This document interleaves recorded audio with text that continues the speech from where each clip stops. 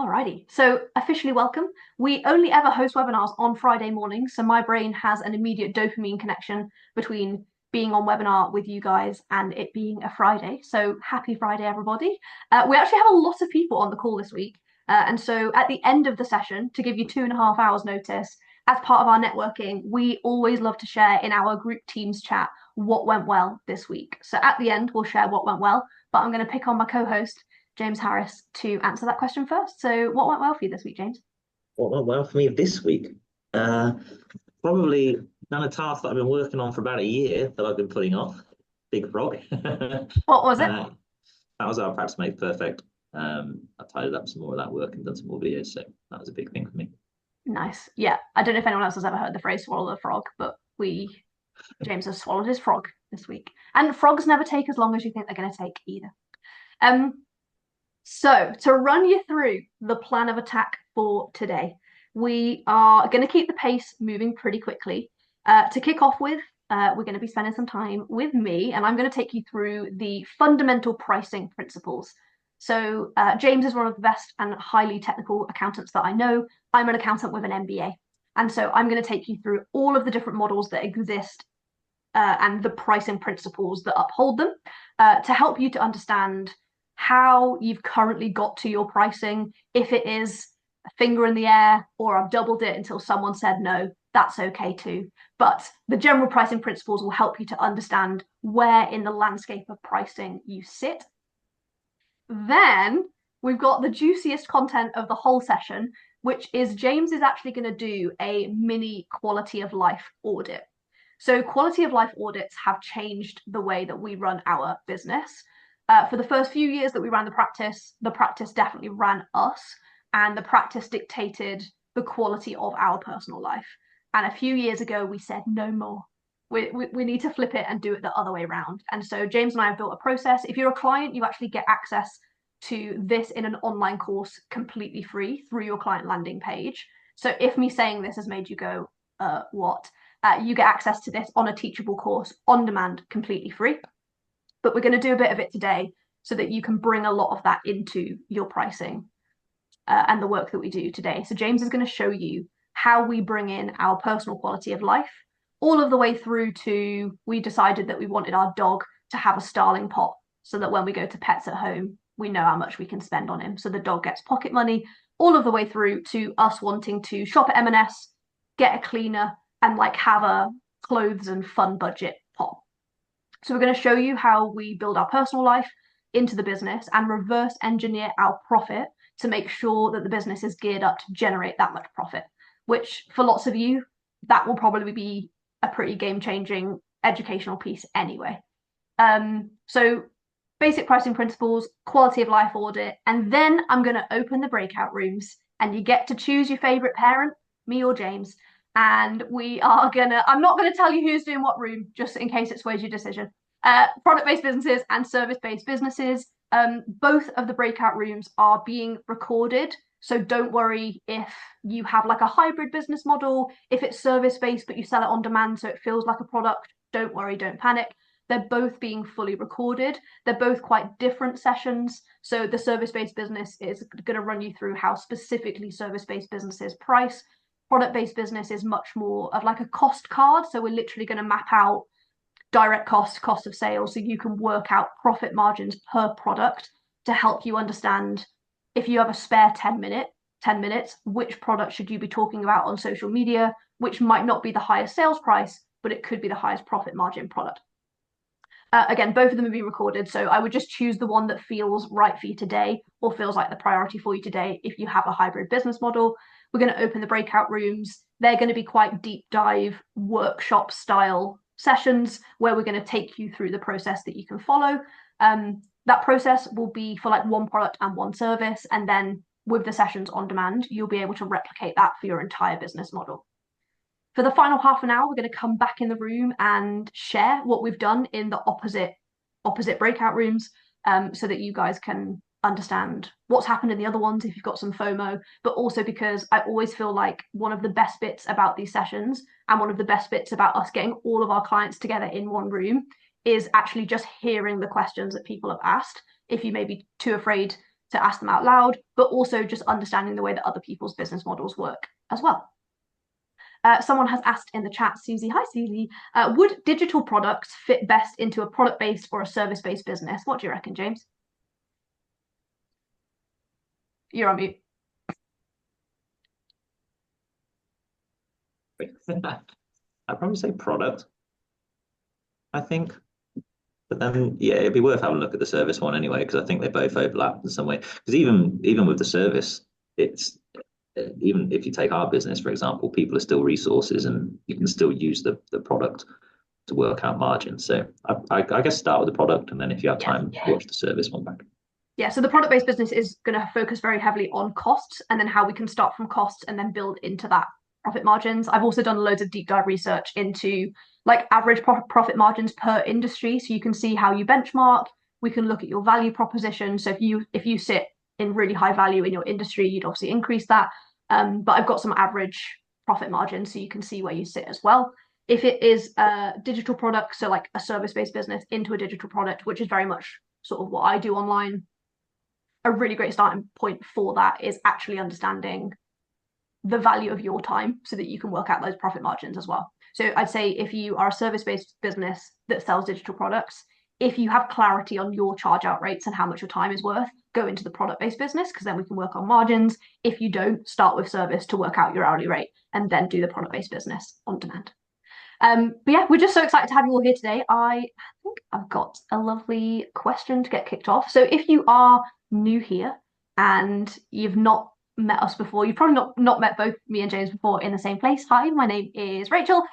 James and I are the very, very happy co-owners of Strivex Accountants, and I am the face of Accountant She. So my full-time job is creating completely free, accessible, consumable information, which either bring people and attract people into our firm as business owners, or just creates accessible information online, which lowers the barriers to entry to the finance industry, which having access to changed my life. And now I'm gonna let James Harris do a little intro. Oh, I haven't done an intro like this before. Yeah, so I'm James Harris. I started the business about 4 years ago. And I guess my main role is looking after the operations, the processes, the finances, and making sure we run smoothly. So a lot of that actually revolves around looking after our pricing because we're a service-based business. So a lot of the things I'm going to talk about are actually what we do internally as well. Yeah. All right. Cool. So this is the agenda. I'm going to take you through the pricing challenges. We're going to ask you guys what your current biggest challenge is when it comes to pricing. I'm going to run you through the pricing principles. We're going to do a quality of life audit, whistle stop tour tutorial, and then we're heading into the breakout rooms before we come back for a debrief, bit of a shakedown, sharing, and questions. I'm just going to leave this slide on the screen right now. Obviously, for all of our clients, this is a completely free webinar, and so the very, very best way to tell people that you're here, say thank you, and a very big thank you and pat on the head for James Harris, who hates doing public speaking, is to share the fact that you're here. So take a photo, share it on your Instagram stories, post about it on LinkedIn. Very, very often as British people, we struggle to talk about money. And so even just sharing the fact that you're here could help someone that you know and love to have a better relationship with their finances, or even just come into our community for the very first time. So we are going to start with a big question, and I would love to put your questions in the chat, or if you're feeling brave and you want your win of the week to be that you took yourself off mute and chatted, what is your biggest challenge when it comes to pricing at the moment? I'll just give you 2 minutes while I drink my coffee.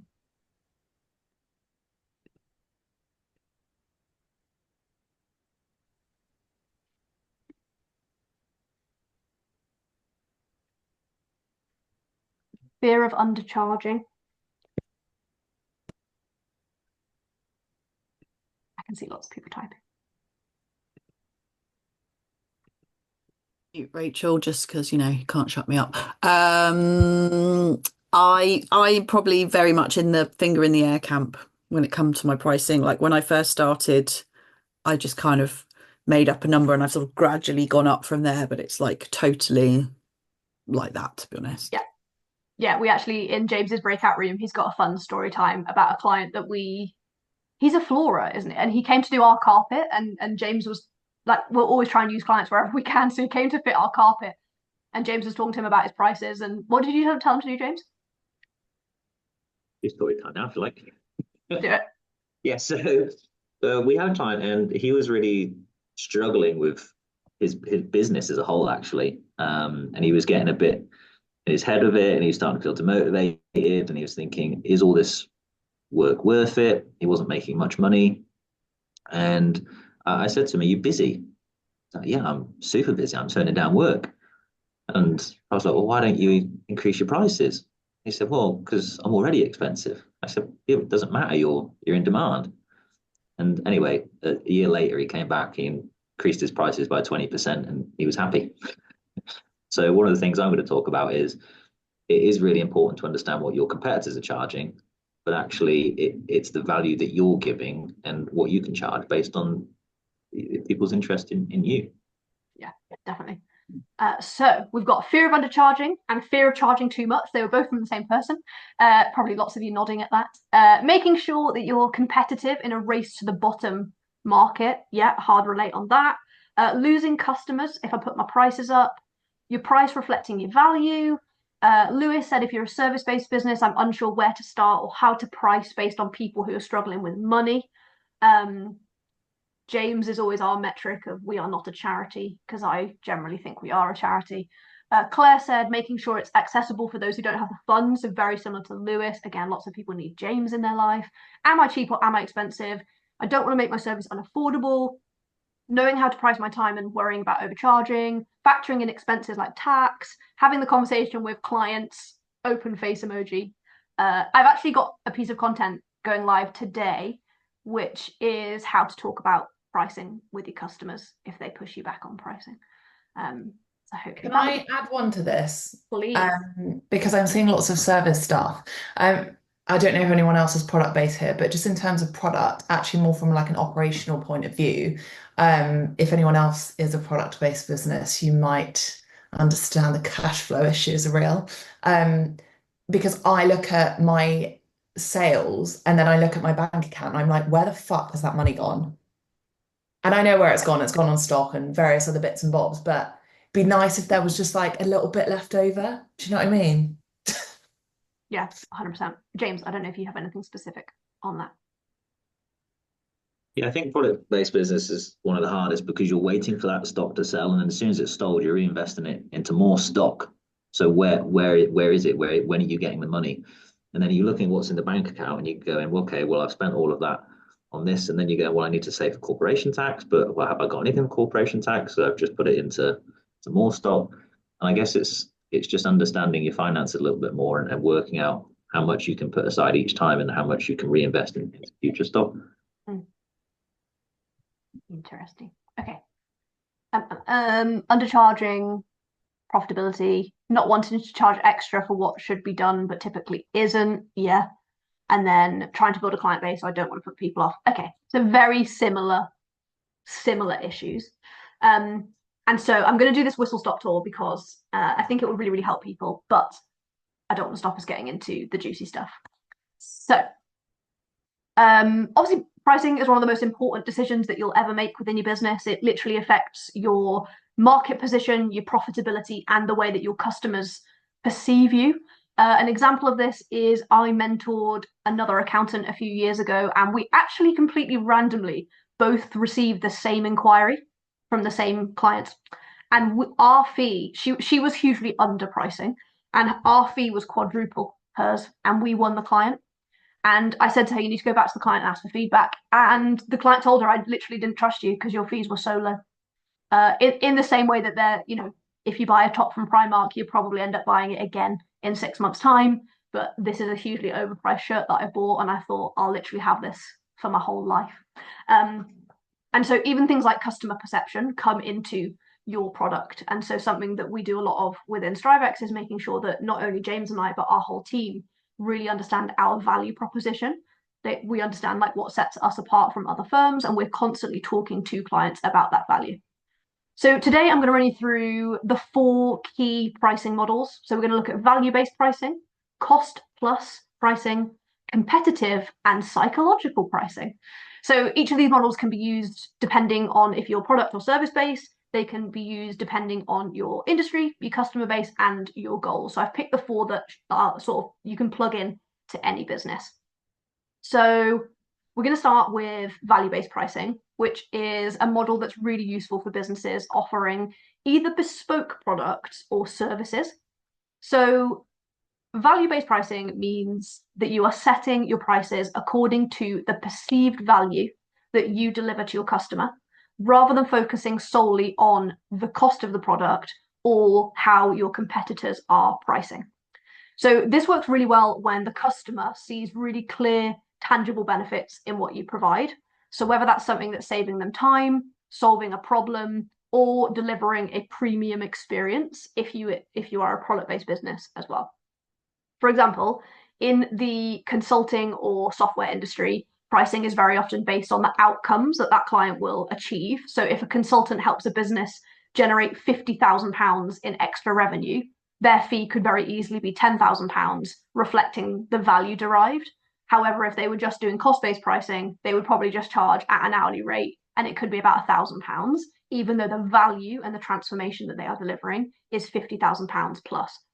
Really good example of this, and very often it can just be peace of mind that you're delivering. So Katie, who took herself off mute earlier, is our HR advisor. She is the HR advisor that lots of you will use if you ever book through Strivex HR. It's Katie. Katie offers peace of mind, the ability to sleep at night, and the ability to solve your HR bin fire problems. And that is worth quite a lot to business owners who don't like risk, don't want problems, and actually are buying back headspace and peace of mind. So value-based pricing is about the problem that you're solving to the person that you're solving. So if you are, I know we've got Grace on the call, if she's a VA and she specifically works with 6 and 7 figure business owners, actually that value proposition is very different to micro or like really, really small business owners, because the value of the person's time that you are giving back is going to be 10 times the other.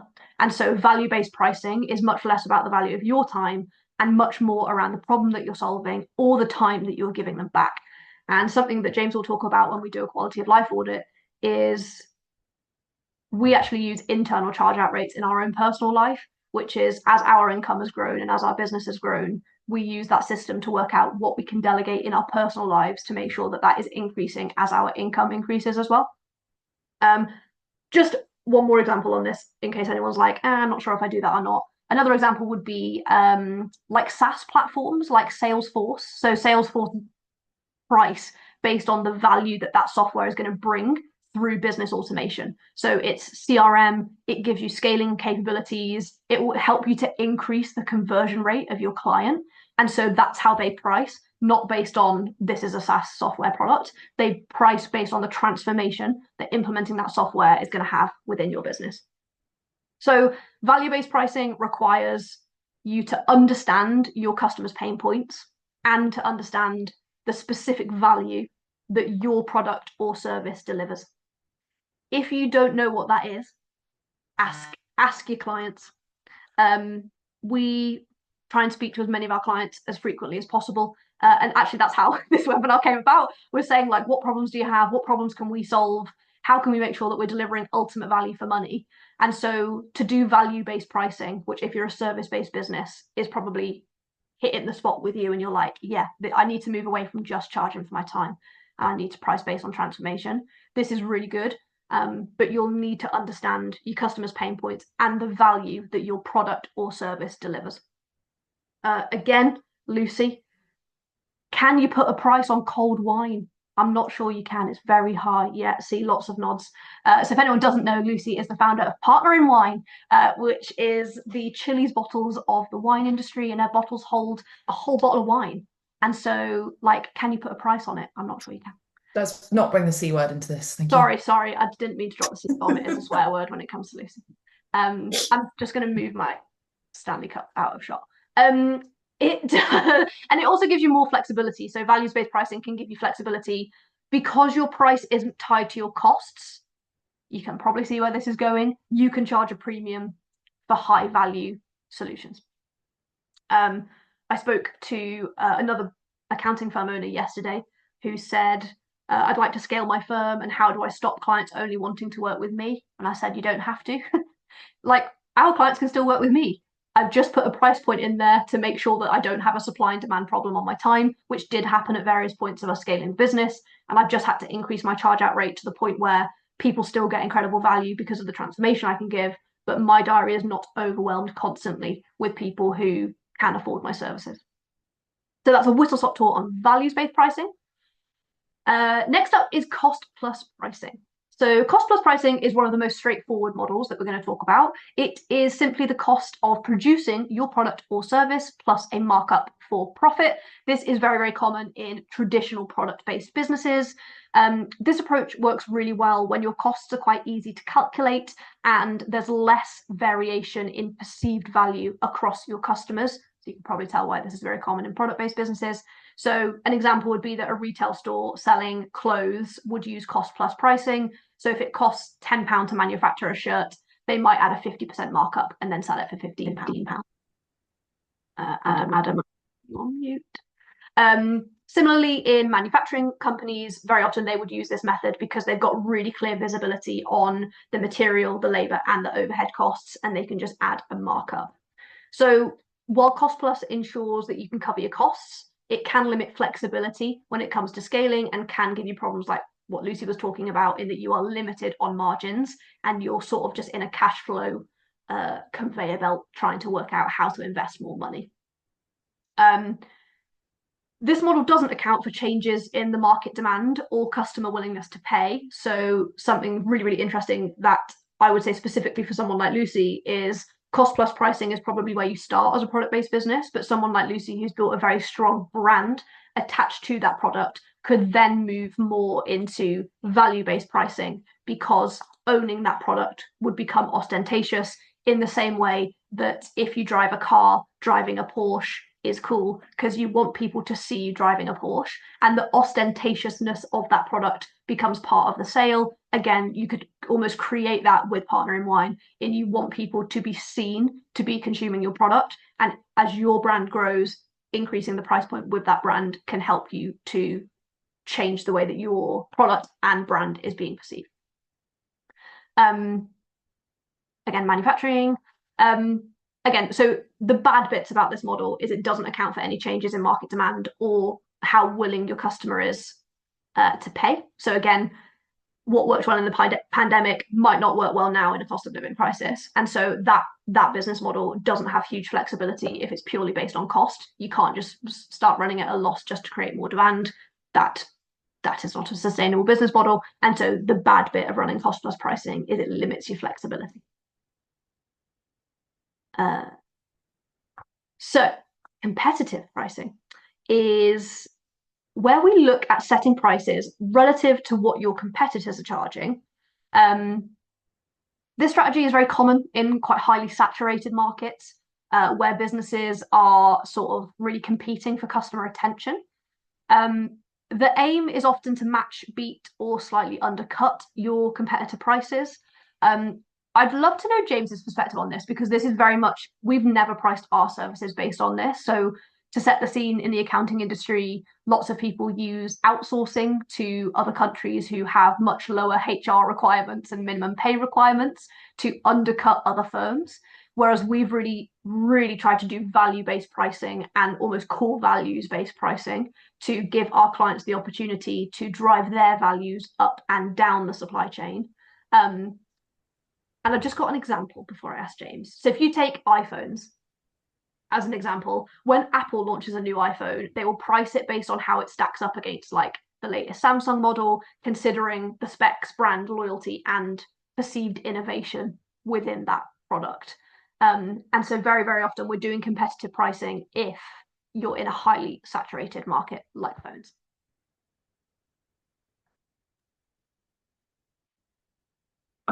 Yeah, I think competitive pricing is really interesting because we will quite often, when we're quoting for clients, they'll also be getting quotes from other accountants. And I've had it before where we've quoted a 1,200 quid fee and a prospect's come to us and say, well, I've just been quoted £150 by someone else. You're like, well, that's very competitive, but I'm not sure that I can meet that. And I think quite often clients will know that, well, in the long run, that's probably not going to benefit them. But if you think other industries like, I don't know, like utility companies where they're all very similar, I think when you are being competitive, you also have to have a good service to back it up. Because if you get somebody in and your price is low, they're not going to stay very long, and they'll just jump from one competitor to the other. So I think it's a good short term to get clients on, and maybe if you're wanting to sell the business in the future, then you've got a bigger portfolio of clients you can sell. But I don't think the long term benefits of that are very good. I also think it brings down the cost for the whole industry. So quite often, because me and Rach work with lots of other accountants, we have accountancy groups, we mentor other accountants. We try to encourage them to build what they're worth, because if everybody starts bringing their prices down, then nobody's going to get paid. So yeah, competitive pricing, interesting one.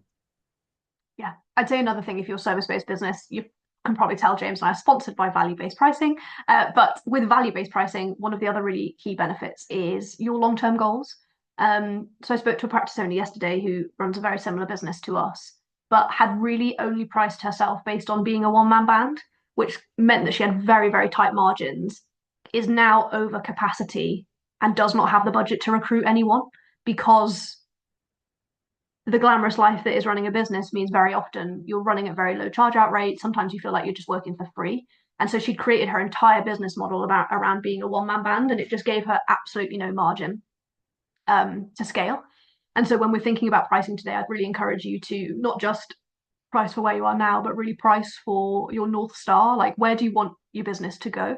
And you need to be pricing now and attracting the clients now that are going to grow with your business, rather than the ones that you'll lose a lot along the way. Because given the client base that she had, I said to her, like, you're probably going to find that half of these people are for you and half of these people are for them. As in, they will have come to you and chosen to work with you because you are a one-man band, because you are available to them all the time. And actually, you scaling will be a massive turn off for them, and they'll go and find someone else who's the same. So yeah, would encourage you today to have a think about your long-term goals as well. When we're talking about competitive pricing, I can't not mention supermarkets, because this is the most obvious example of competitive pricing. So in the supermarket space, you probably see the public arguments that they have all of the time on price, products, price matching, and undercutting each other. And this is a really good example of like product-based competitive pricing as well. So in the supermarket space, products like own brand groceries are very often competitively priced against premium brands, sometimes 20 to 30% lower. And again, they will publicly price match. That is a very public example of competitive pricing. So competitive pricing can really help you to stay relevant if your market is very crowded, but it can lead to price wars, a race to the bottom, and much thinner margins. And that's where we would look at, how can you start with competitive margins and then use branding and value proposition to move into more values-based pricing. So really important to know where your product or service stands in comparison to other people. Do you offer something more valuable that you can justify a higher price point, or are you aiming to be a cost leader? We've got some questions coming in. So Susie said, lots of clients compare my prices as if I was an employee, which is very interesting, e.g. a day rate of £350 equals a £91,000 salary, which requires a lot of explaining that it doesn't work that way. And we actually include a lot of that in our proposals. So if we've got any clients who've received one of our proposals more recently, like, we do a lot of expectation setting in our proposals to explain how our business model works and to explain like how we invest the fees to make sure that they get an incredible service as well. Adam in the comments said, I'd be really interested to know your opinion on pricing where the industry is racing to the bottom. The clients seldom value the service as they see you as a means to the end, and they will use your service only once in their life. What do you do, Adam? What's your business?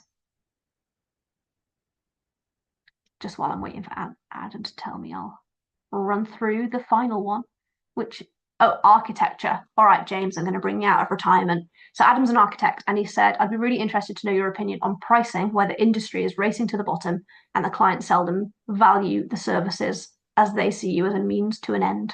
And if there's anyone who knows means to an end, please do not forget that we are accountants. James. Is that because, Adam, do you think your industry is a mean to end, or they're going to use it once, or are you asking that question just generally? Because when I think of architecture, I think value based. I'm going to get a lot out of it, but then I appreciate people might only use it once. Yeah, I feel like I'd have to look at that for the rest of my life, whatever Adam is designing. Yeah, the client perceives it as a means to an end, he said. Yeah, I don't know. Maybe it depends how you sell it to them, because if it's going to be something that they're only going to do once, then maybe they're going to want to spend more than they have on other services because it's really important to them. Rach and I were speaking to somebody recently who is quite a wealthy chap, and he was engaging with a landscape gardener, and this was like 100,000 plus bit of landscaping, so it's quite a huge bit of work. And you could say he's only going to do it once, but then also it's something which he is going to benefit from for a very long time. And when the gardener was proposing to this chap, he gave him it was like a graph of happiness along the journey. And it was saying at certain points you're going to be up here, you're going to be loving it, and at other points you're going to be down here. And he was almost managing that person's expectations to say, look, this is a service I'm going to give to you. This is why I'm better than everybody else. This is why you should spend more. Yeah, so I don't know, maybe we can talk about that more in the room, but yeah, I think there's potential there to talk more about value than competitive. Yeah, I'm actually just going to show my screen because me and James were so impacted by this story. We actually made this, which is the client journey, but for accounting services, because very often when people come on the call, they get to this point and they're like, yay, I've got an accountant. And they think it's going to be a really straightforward line from, yeah, I've got an accountant to full financial transformation. And actually we explain, you're currently here and you've had the dopamine of accepting your proposal, but actually between here and you getting long-term change, you're probably going to quite dislike us because we have to do annoying, boring things like anti-money laundering and letters of engagement and onboarding, and we're going to ask you for codes that you can't remember, and it'll feel a bit rubbish. And so, yeah, we were so impacted like by that story that we actually thought the other way around, Adam. We thought if an architect can do that, we can do it too. Janine actually put in the chat, as a consumer, if I had the budget, I would want a really great value-based architect because I'd want it to be amazing. Adam said, you'd think we convert at 32% and niche level domestic. We're roughly double the cost of other people, but it's an education game. Thanks, guys. Yes, Enya, we have stolen the idea because it's just brilliant. I feel like I always love it when you take something that works in a completely other industry and take it into yours, and you're like, yay. Let me just share my screen again. Okay, cool. So fifth and final pricing model is psychological pricing. So psychological pricing leverages how customers perceive price rather than actually focusing on the number. If you're anything like me, I can always tell, like sometimes I follow people online and they're like, this course is £777. And I'm like, oh, is that your angel number? This is a similar vibe, but with more maths behind it. So it's basically designed to influence buying behavior by making prices appear more attractive. This is something, as I'm saying it, you'll be like, yeah, I've seen this before. So charm pricing is a good example. So charm pricing is the classic £9.99 versus £10. The 1p reduction makes the price feel significantly lower, even though the difference is minimal. Anchoring is a common thing again within psychological pricing. So anchoring is where a high initial price is shown to the customer to make a lower seem like a bargain.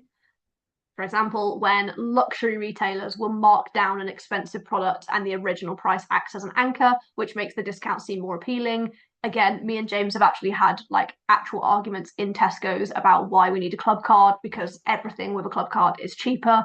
And like to the level where like I really value my time, but I have signed up to a club card in a Tesco's because I refuse to pay the prices. Tiered pricing again, so you see this very commonly on subscription models like Netflix or Spotify, where there is a basic, standard, and premium option. And very often the middle option is designed to make you feel like you're getting the best value for money, pushing customers to choose it. Example, me and James had McDonald's for tea last night. So if I look hungover, that's why. Fast food chains like McDonald's will use psychological pricing in their value menus, just by pricing items just under a round number or by bundling products together, which literally influence how customers perceive the savings. And so psychological pricing works because it taps into human decision-making skills. We don't always think about things in a rational way, and very often our brains will be doing things behind the scenes without us even realizing. And so small adjustments in your pricing can have a really big impact. And generally, you would use this technique when you want to sustainably influence behavior, but quite subtly, like encouraging customers to select a premium option or perceive a better deal. And so we've gone through psychological pricing, competitive pricing, cost plus pricing, and value-based pricing.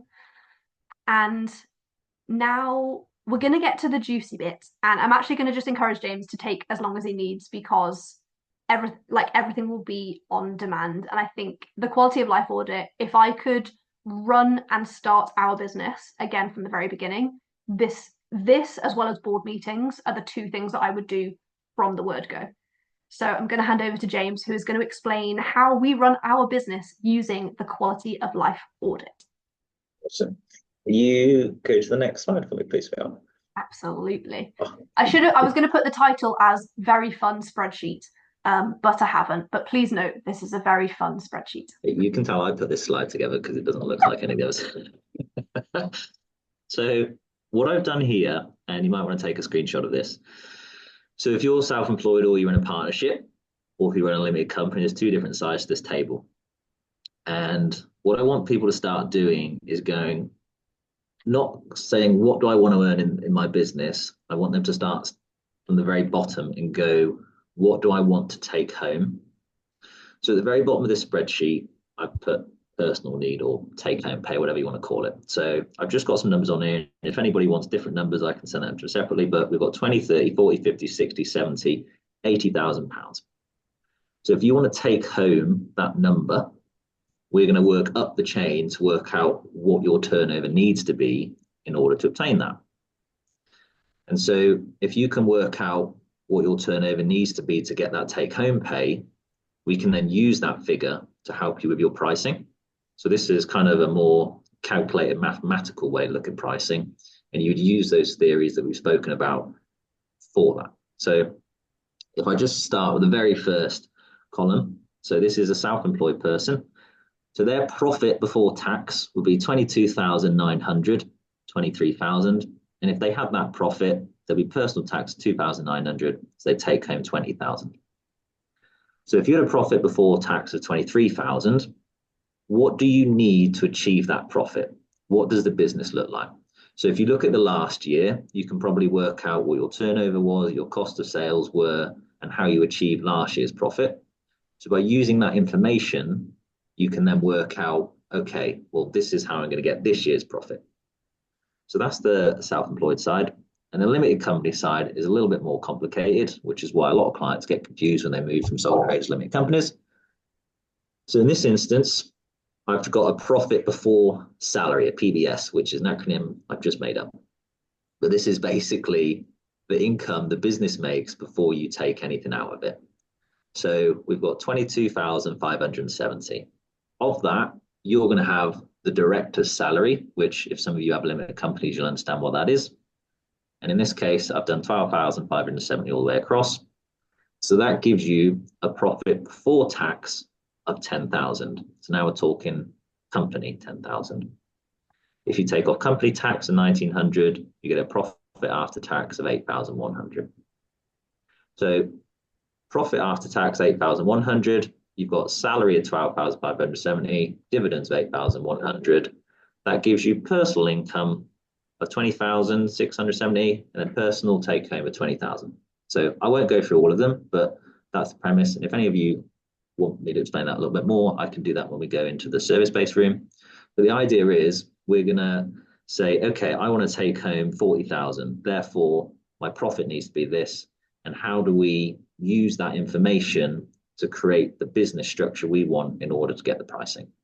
So Rachel and I do this, and the personal need actually goes down in further detail for us, because we say we want to take home X, and X is made up of, okay, well, I've got mortgage, I've got other bills, and then I've got the fun things that I want. I want to go on holiday. I want to shop at certain places, buy my clothes. I want to get my pet certain things. So that's how we work out what we personally need, and then we go all the way up the chain. And then our business, the turnover, is based on our pricing, and then we've got different charge out rates for different people and those sort of things. And I'll go into that in a little bit more detail later.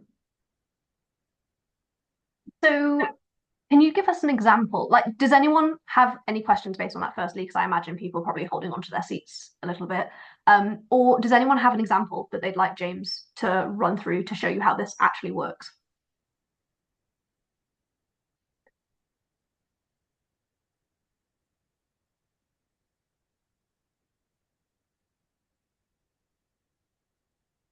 Yeah, but Adam likes it. Adam said thanks, so that's good. I'm also just going to show you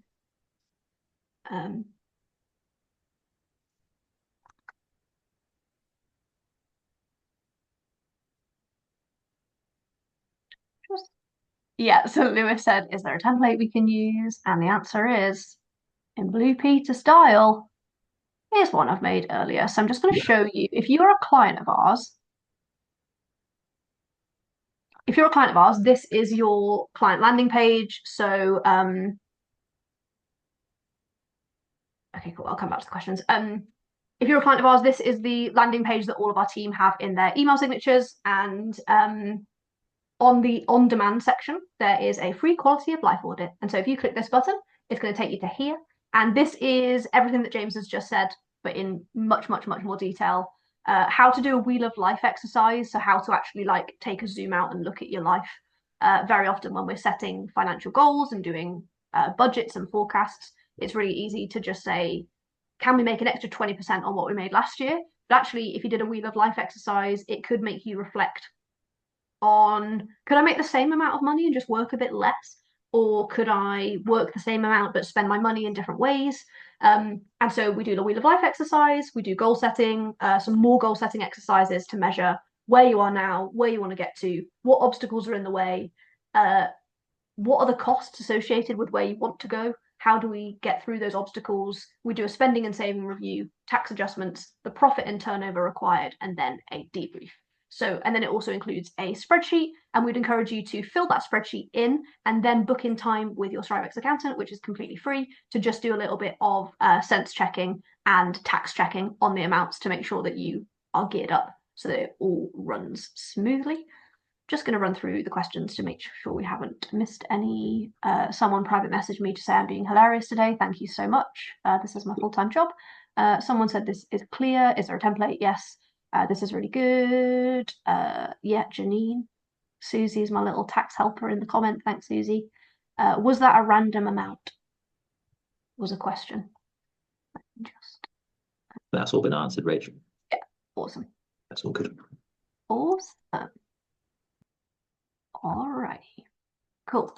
So as you can tell, our job is to take our brains, which is two nerdy accountants running a business, and to get your business to run the same.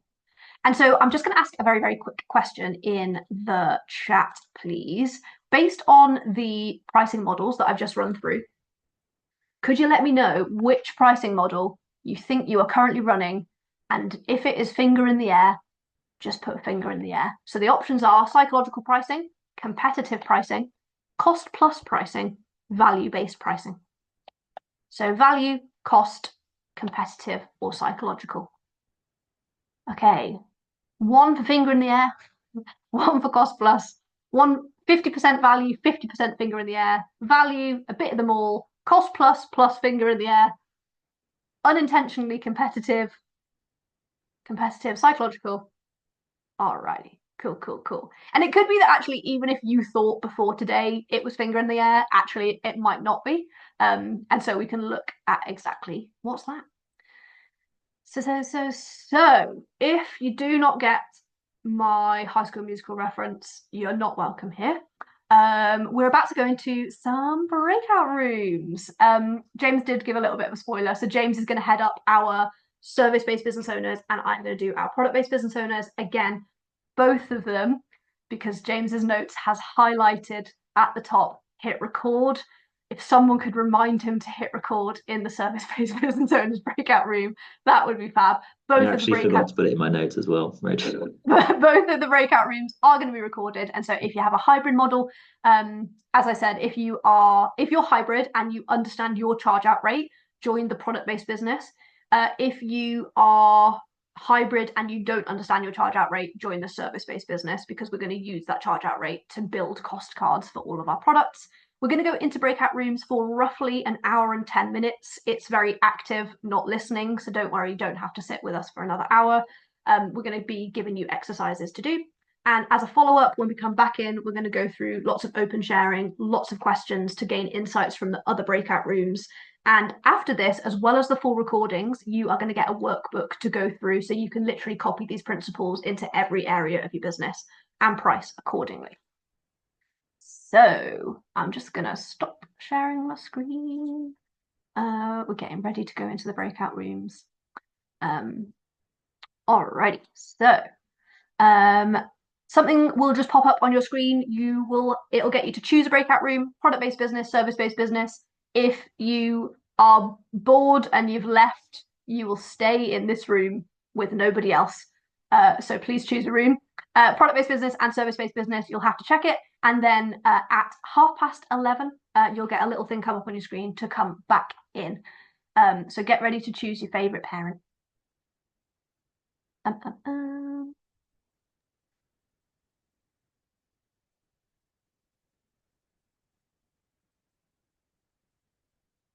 Alrighty.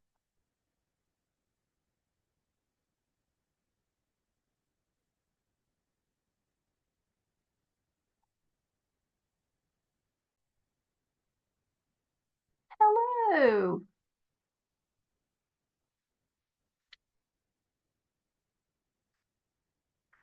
Lucky me, but I was on mute. I'm just keeping an eye on the room to make sure people are moving. Oh, this is nice. I actually said to James this morning, I feel like when I was going through the attendee list, I said that a lot of people were service-based and that ours was going to be a really nice and small group. Bum, bum, bum. Alrighty. Any questions based on what we've done so far? Just as I give people, there's just 14 people who haven't joined yet.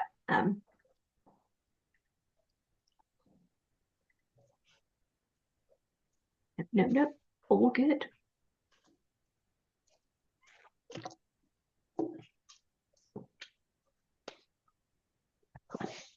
People are just that's good. James has joined his room. James actually hadn't joined his breakout room yet. Oh, Grace, have you divided and conquered? Yeah, we've divided and conquered, but no, sorry, some of us, it didn't pop up on the screen. We had to go to more and then like select the thing. So we were also sitting there like, nobody wants us. So there might be a few people still trying to work out that, just FYI. There you go. Everyone's in now. Everyone is in. Great news. Alrighty. Just because we're a really nice small group, are you guys okay to just let each other know what you do? Because I feel like this will be the service-based business has 30 people in, whereas I feel like ours is really nice and like intimate. So are you guys okay? I'll just pick on you in the order of which you are on my screen. If your camera is not on, Ash, I won't pick on you unless you want to come off mute. Lucy, you're up first. Sorry, what am I saying? What you do. Yeah. Oh, hi, I'm Lucy. I'm actually the founder of two businesses, but I run like a marketing e-com agency. But however, I just try not to take clients on because it's just a lot, isn't it? It's a lot to do both. And so in lockdown, I started Partner in Wine, which is, as you can see behind me, a range of insulated wine bottles, tumblers, picnic accessories. But what it actually kind of more is now is like a community of wine lovers. And then I just use that to sell my products. But I'm in a process of like trying to grow my business without doing more.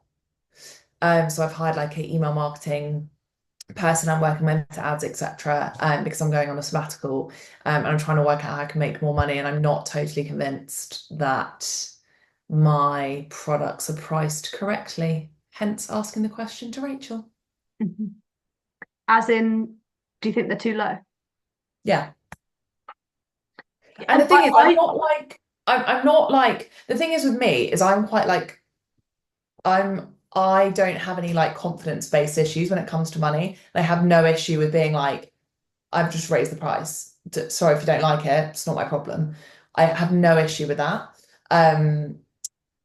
I just want to make sure that if I do it, if I up my prices, I'm doing it right, because it's not that I don't want to have to do it again, but I think if I'm going to do it, it needs to be very black and white. Like, these were the prices, these are the prices now. That is just what they are, you know? So I want to do it once and I want to do it properly. Love. No confidence issues, please. Ashley, you're next on my screen. Ashley Groom. We've got two Ashes in the room. Oh, yeah. Just wanted to unmute myself. Hi, I'm Ashley. I am a bespoke curtain and blind and soft furnishings maker. So I either make things for individual clients who are like redoing their house and they want brand new curtains and blinds, or I do work for interior designers. Because everything is bespoke and because so much is dependent on what materials the client actually wants, the pricing can really range. I only work part-time because I've got small kids. And so I'm just trying to make sure that I'm getting as much value out of the time that I am working and out of the projects that I do take on. The one issue that I do find with pricing is sort of assessing clients and knowing, because people don't buy curtains and blinds all the time, and often they might get it from IKEA or they might get it from Blinds to Go or Hillary's, and that's totally cool.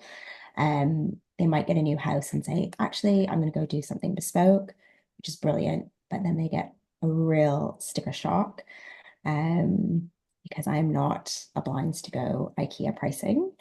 And so, yeah, it's sort of like having the confidence to really go out there and hold with my pricing and really sell at that pricing and really be able to sort of not necessarily justify, but come at it with, okay, well, this is why it's this. You get a lot of value out of it, I guess.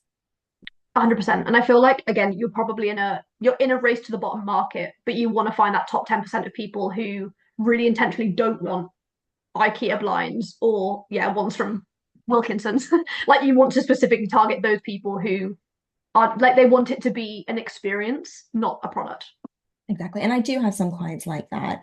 And obviously with the interior designers, when they come to me, they already have those clients, and that's brilliant.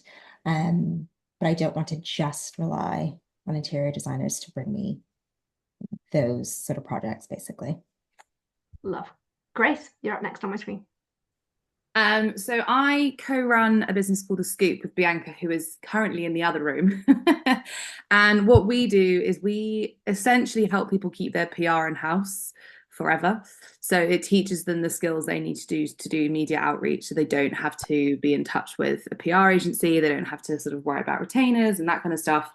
And we have a couple of different levels of access. So we have a sort of downloadable templates, which is sort of our digital product, I suppose. But then we also have a kind of online membership and courses.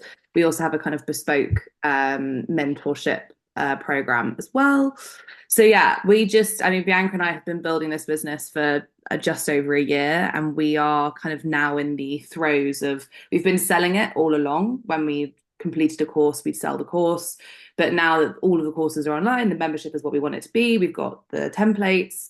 We're now sort of just like figuring out what our clients really want and where they're comfortable with their price point. And yeah, just sort of really trying to understand what people want. PR is a bit of a funny word. People get a little bit like, ooh, scary, because they may have had a PR agency in the past and it cost them an awful lot of money and it was all a bit scary and they didn't really know what was happening. So we're sort of trying to disassociate from that kind of wording.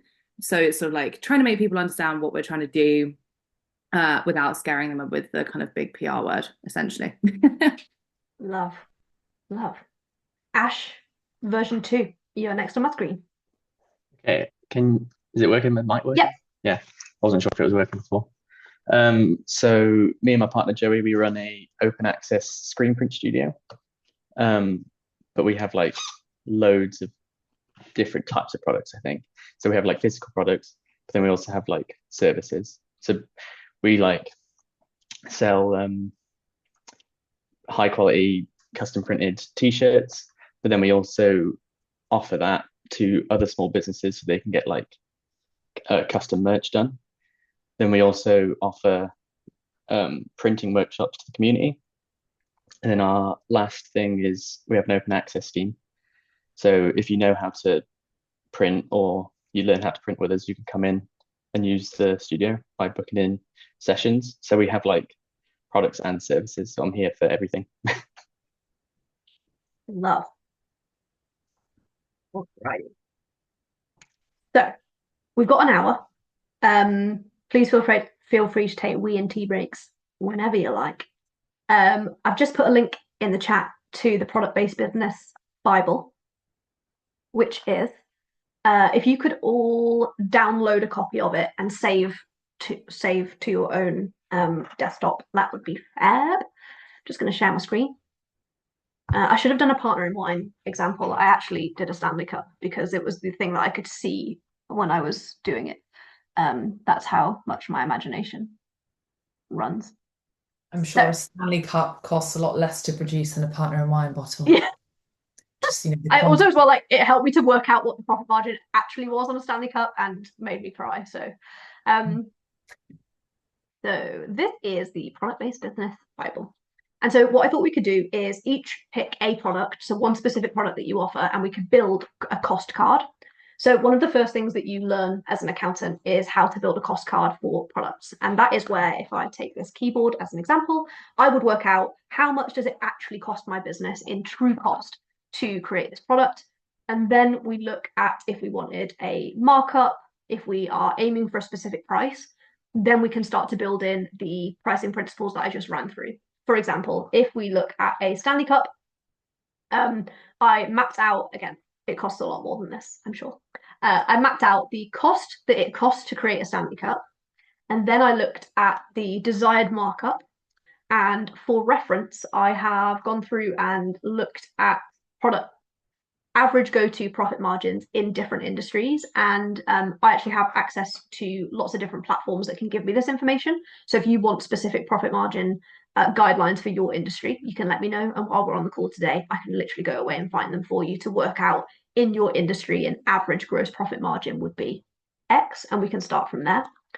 And so the go-to price and the go-to goal is that for every single product that you sell, you have a cost card, which gives you explicit clarity on how much it costs you to deliver that product. And then we can start with a markup percentage, but then also move into value-based pricing, psychological pricing, and other pricing methods, which again is very clear that Stanley do, because I think when I worked this out yesterday, I paid 50 quid for my Stanley Cup. And so that gives them on these prices a 350% markup percentage with Stanley Cups. And so I feel robbed. And so we are each going to take one of our products and services. And so if I just walk and talk you through this as you're saving this down and you start thinking about it, the place we're all going to start from is understanding our costs, which is the fundamental of running a business that is sustainable, running a business that means we can make money, and running a business that means we can effectively change our pricing if something in that changes. Again, lots of product-based businesses might do this at the very beginning, but then if one element of their supply chain changes, they might not revamp their entire costing. But actually, if you have these cost cards for every single product saved in a spreadsheet, and one of your suppliers tweaks the price, rather than it being this massive pricing change, actually we just changed that to £2.50, maybe minimum wage has changed, or you've given someone a promotion and so the labor costs have changed. And that literally will tell you, all of this is formula driven. It will literally tell you how much you need to change your price by in order to build that into your pricing. And so the point of this is that you will have the Product-Based Business Bible saved somewhere on your computer, so that anytime one of these costs changes, you can build that into your business. There are two different ways to calculate these cost cards. There is gross profit margins and net profit margins. This is a standard template. Will give you gross profit margins. And so for anyone who doesn't know, gross profit is going to be the biggest number. So this is the direct costs. What I mean by direct costs is direct costs are costs that change the more you sell. So material costs, labor costs, packaging and shipping are very obvious ones. Again, marketing, I've been inspired by Lucy. If you don't follow Lucy already, Lucy is sharing a lot at the moment in terms of like Google Analytics, ad spend. And so actually, historically, marketing wouldn't have been a direct cost. But for businesses like Lucy's, who runs ad spend in order to sell more products, actually, the more she sells, that price will also go up because of pay per click. And so I've incorporated marketing into there, inspired by Lucy. And so this is gross profit. There is an option to add things in down here, which will give you net profit. And that's where you're like, actually, I want to make sure that all of my overheads are covered regardless of this. So if I think I'm going to sell 100 products this year, I'm going to divide my accounting costs by 100. I'm going to divide my salary by 100. And I want to make sure that at the very minimum, all of my costs are covered. We can do that too. And in the profit margins, I've given you gross and net. So you can look at both of them as well. So understanding your costs and why that's important. Again, the point of this is that you literally have this as a Bible. So anytime any of those costs change, you update it, and your pricing is constantly being reflected by changes in your industry, changes in your supply chain, and any of those things as well. So we're going to go through this and break down by each product, materials, labor, overheads, and include any other direct costs as well. We're then going to look at target profit margins. And this is where the reason I wanted everyone together when we went through those pricing principles is to really encourage you to look at where you sit in the market. For someone like Ashley, this will help you to understand minimum costs. But for someone who sits at the top end of a bespoke arena where you're literally going to be attracting people who don't want the minimum price, this will help you to understand what is pure profit, how much you can allocate into things like marketing and curating that experience, and how much value you have on your own time. But for any product-based business, having this as a minimum for you to understand margins on different products is essential. And it could really help you to understand, actually, there's things within my package that I can either give away for free or offer as an add-on that will really help curate that whole experience. And I'd say for us, like, we probably sit at that end of the market as well, in that there's a very strong race to the bottom in the accounting industry. And like, we actually really intentionally attract people who don't want that, are very values driven with the way that they spend money, but also in the value that they get. Like sessions like today, like that's the difference that would hopefully really have an impact on your business as well. So once we've done that as well, you can also see how lots of people do things like bundling. So for someone who has like an online checkout, like Lucy or maybe Grace, I do it on Teachable. I work out profit margins on all of my products, and I can see like all of the data showing me that the products that I have the lowest price on convert the highest, but also how can I use like automatic checkout bundling to make sure that I'm upselling to those people, and I understand how I can convert more people, how I can use that data to convert more people, and how I can bring people together because I really, really understand the profit margins.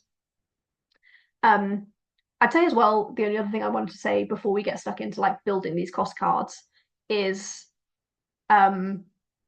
understanding the value of your time is really important as well. And that's where, if there is an element of labor to anything that you do, I'd encourage you on demand to go watch the service-based business pricing as well, because very, very often it could be that you guys, when you're self-employed, very often when you initially do your prices, you might not have accounted for any labor, which means that you're working for free. And so if you get to the end of the month and you just think like, I'm really not either not making money or I don't feel appropriately compensated for what I'm doing. That's a really, really good example of you're probably not valuing your time correctly. And a really good example of, are you the best person to do that work? If you're the business owner, it could be that it's no. If you're the person that's doing all of the picking, all of the packing, it could be that that's not as well. And the best bit about having these cost cards means that you will have explicit clarity on margins per product, because very, very often, and we see this all of the time, we actually have an art Shed as a client, and I always remember speaking to them around, if you had a spare 5 minutes in your business today and you were going to go on your Instagram stories or send an email to your customers, do you know what product it is that you should be talking about? And they immediately said yes. And they said the highest ticket product. That highest ticket product actually had the lowest margin. It cost them the most money to deliver that product, but because it had the highest ticket, they felt like it was generating the most money. And I've seen this again within the digital products that I sell. It's actually the lowest price point item has the highest return on investment because of the volume I can generate in one go. And so building these cost cards can really help you to understand where the sales point dictates the profit margin. And again, the goal of this is, if you have a spare 5 minutes in your business, you have explicit clarity on the products that you should be talking about online in order to generate the highest margin for your time, not just the highest ticket value, which will result in the lowest amount. And so I'm going to stop sharing my screen. And if everybody has got their spreadsheet downloaded, I actually thought it would just be really lovely for us to start with one product. It could be that if you've got your financial information to hand, this doesn't take you very long and you can actually fly through and build this for the whole of your business.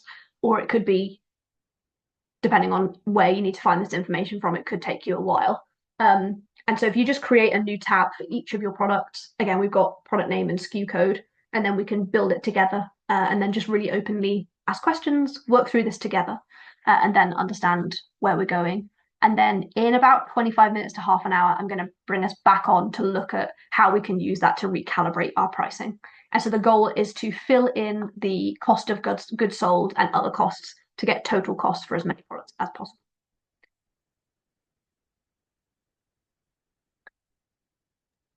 Rachel, what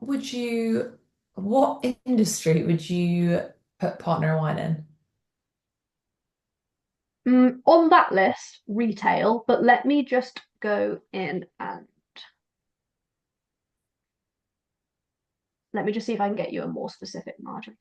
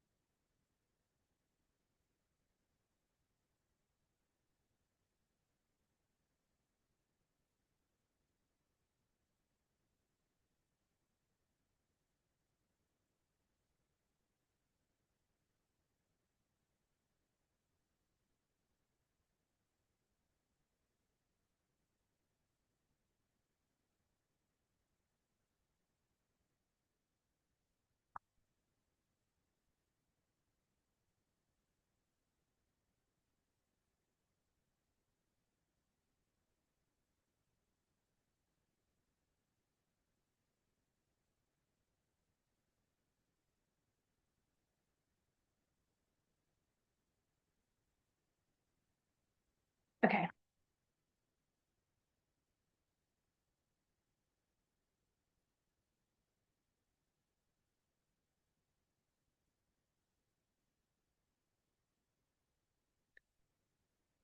So in the different areas of my life, I do a lot of like company valuations. And so I pay for a couple of platforms which uses data from platforms like Companies House to work out, when we incorporate limited companies, we put a SIC code, and which is SIC, it's Standard Industrial Classification, where we have to say what industry you work in. Obviously, a lot of that data is public, and so it collates all of that data and brings it in. And so consumer goods, which is general retail products, aim for gross profit margins between 40 and 60, which allows room for covering all of your overheads, marketing and other expenses, whilst also generating a profit. E-commerce retail operates between a net profit margin of between 10 and 30, which depends on other factors like marketing, logistics, customer acquisition. And so this says, so I've asked it specific, and it has like AI built into it. So I've specifically asked it for, I own a business which sells bottles which keeps wine cool. Can you reference Chili's and Stanley whilst telling me what profit margin to be aiming for? Sorry for swearing again. Gross, typical range 40 to 60%. Net profit, typical range 10 to 30. I would really push you, and I feel like you don't need pushing with your confidence levels, but your brand has a lot of power to it. And like, I know your email marketing list and stuff, so I'd love to know where you sit at the moment. Between 70 and 80 On gross. gross profit. Yeah. But with discount, also it depends on the product. Like at the moment, the tumblers are between 60. The thing is, I try not to go below 70. I don't know why. Someone must have told me something once. But with discounting, it no lower than 60. Yeah. So that's okay. Yeah, that's good. It's good. But also, it's one of those things like when I want to look at this sort of stuff, it's really hard for me to like, in terms of marketing, attribute what that is, because it's not just paid ad spend. It's not just paying my email marketing lady. I guess it's my time. Yeah. And so do you know what your net profit margins are on the same product? No. So that could be really interesting for you to have a look at. Can you do that in Xero? Can you Yes. generate a pie chart? Oh my God. Let's do that.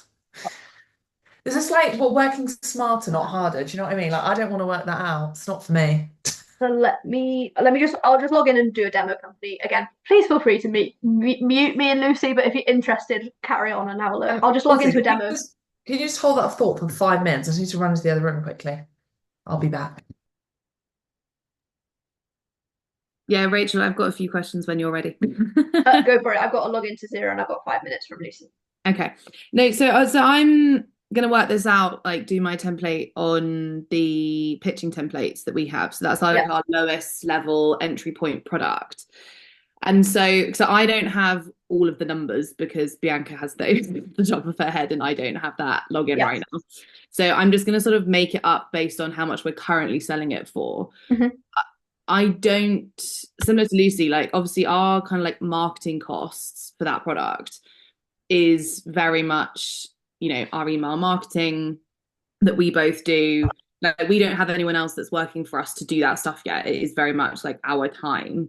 So I suppose what my question is sort of like, how do you work out how much time you put in? Because like, particularly if it's a product that we've like made once and then you're like obviously selling it again and again and again, and like maybe you're adding to it every now and then, but it's not a product that you're having to create and then sell. How do you figure out how much your time is worth when you put it into it to then say, well, this is how much it goes on to in the future? Does that make any sense? No, it does. It does. So I actually find pricing on digital products the hardest thing to price because like ideally you'd be able to build a product, work out, and I'm sure you could roughly work out what a charge out rate would be, even if it was the charge out rate that if I wanted to buy an hour every time, what is it? But like, there's no way of working out what the demand will be on like, am I going to sell 10 or am I going to sell 100? And so if you are literally at the point where you have no idea how many, because I'm at the point now where like I can roughly work out if I push this, I could sell 100 within 12 months. Therefore, I'll work out how long it took me and then divide it by. And so if you're not at that point, a better way to do it is almost like value-based pricing in terms of what's the transformation this can offer. But with digital products, I would probably like half it if it was a service. This is my finger in the air, so please do not the formula. But if I was offering, for example, we sell a very, very low price point option, which is our prospective client call checklist, which is if you're an accountant, you've never done a prospect call before or you hate them, here's the process that we take clients through. It tells you what questions to ask. It tells you how you can incorporate your core values into it. The transformation and conversion that generates, I'd probably sell that at 1/20th of the price. But it means that I literally sell more of them than I ever thought. Like, that is our highest downloadable product. And I'm sure that it's because of the price point. And so I'd say it depends. And I literally use that as a hook in the funnel. Because I know it's at a low price point, and I know that when people buy it, they're blown away by the value and they actually come back, and I can watch people go through Teachable that start with a £25 product are blown away by the value of it because I'm selling it at 1/20th of the value. And then they come back and they spend literally over £1,000 buying other digital products because I've converted them. So I'd actually encourage you to, and this is really interesting because I feel like you're quite similar to me with accountancy. Like you have a range of one-to-one services, one-to-many services, and digital products. Specifically with the digital products, build a funnel. Okay. So like I have a funnel of, at the top, it's free subscribers onto my mailing list, specifically within the product-based business. Then I give them stuff away for free. Then I tease them with the paid for stuff. Then they buy a low price point paid for thing, which is insane value for money, intentionally, so that they then move down the funnel. But I know that the lifetime value, I am being appropriately compensated for my time. Okay. So I would work out, and that you probably already have the data on this, which product, and as I've said, that one probably come to your mind. Not the email template, they're too much value to give away, but like maybe something.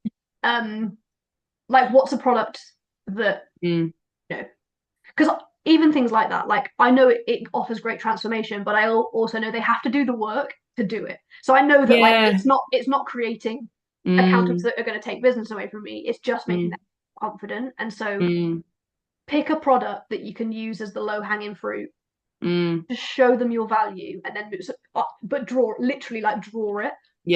Draw the funnel and work out where your products sit, because you really want it to be like that. And you can have one at a low price point at the top and then help them to move down the funnel. Up and up and up in value. I mean, this is maybe the thing, is that maybe because at the moment we sell the templates, the pitching templates for 197, and maybe that's not low enough hanging fruit, if that makes sense. So we go from, you can sign up for the marketing email list. Well, we have a freebie. You can do the freebie workshop, then it's the pitching templates, and then it goes upwards from there. So maybe we need something in the middle that is I was actually the same. I was the same. So I'm just gonna share my screen. So for other accountants,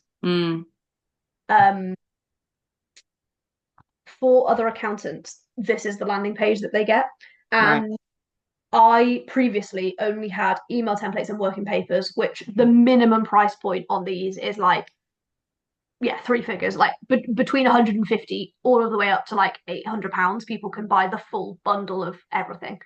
That's all I had, and I really struggled to sell. I now have these two, which there's a reason that they're at the top, which are prospective client checklist and advisory meeting template, which are actually two of the biggest problems that I know practice owners have. I picked the biggest problem, the one that I think is easiest to solve. From my perspective, I'm there like, dude, I can just give you a template. So I picked the biggest problem, the one that's really easy for me to solve because I already use it in my business and I literally did nothing. I just now sell it. I sell this for, how much should I sell it for? £30. Plus that. That is my highest downloaded product ever.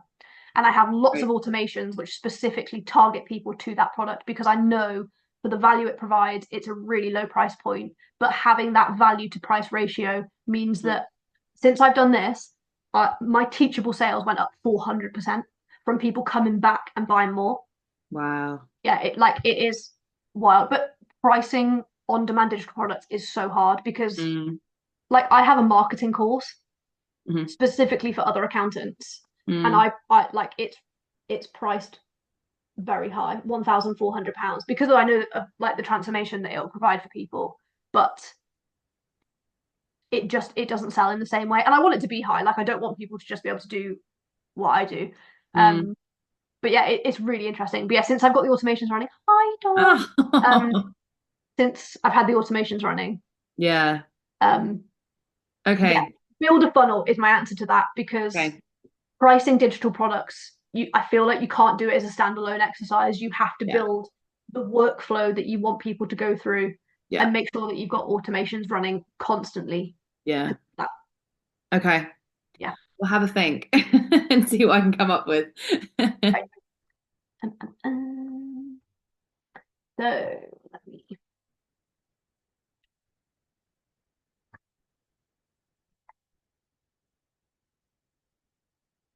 Okay, right, Lucy, I'm on a demo company.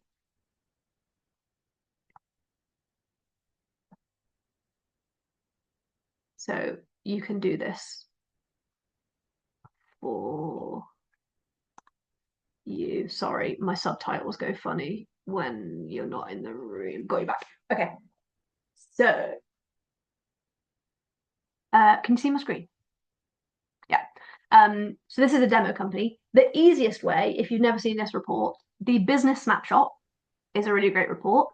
This will give you, obviously, as with anything in Xero, the first thing to check is that your bank rec is up to date. If it's not, it's fine. Just make sure you look at your bank reconciliation screen to make sure you know what transactions will not be included, because if you have a £10,000 expense, it's going to skew your margins. But from your dashboard, once you've checked that your bookkeeping is up to date, we just go to business and then business snapshot. Not actually logged in. Oh. Wait 2 minutes while you do your... I'm trying to triple juggle, what do you call it? Multitasking. It's not my forte. I'm trying to do 3 things at once right now. Oh, dearie me. Excuse me.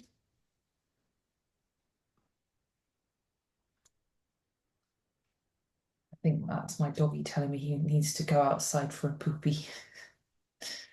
Poopy. Excuse me, little doggy.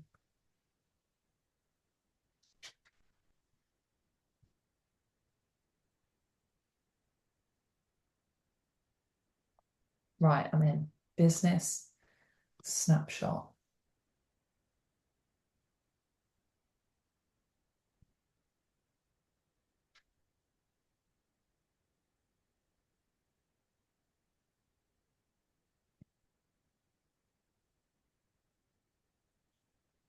So at a glance, I really like this report. I think this report's a bit Marmite for people. They either love it or hate it. So it's giving, obviously it's literally giving you a business snapshot. You can change the period that you're running for. So if I just do it for last month, it will update it straight away versus the entire year to date.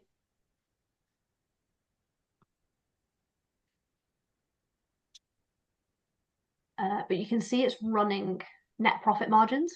Oh, I was looking at Sassy. I was like, why is my profit so high? No, wrong business.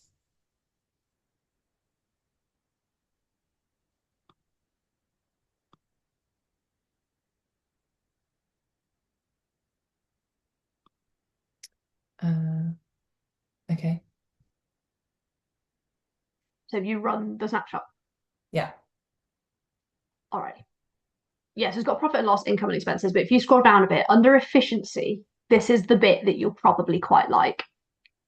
Obviously, this is for your business as a whole, but it can really help you to, again, if you targeted yourself, for example, on. Oh, that's interesting. Talk to me. I can pause the recording if you really want to get into the numbers, but I don't actually think my bookkeeping's been done for last month, so I don't know if that's necessarily relevant. so you could run it. How can I find a month that has been done for?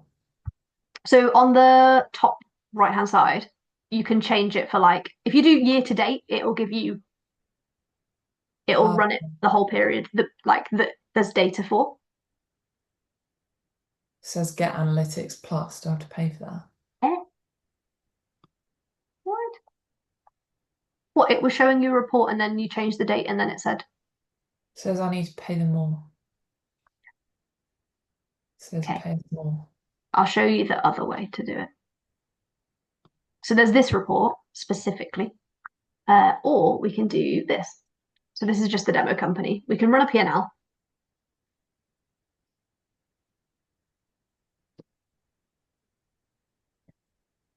I'm pretty sure in here we can.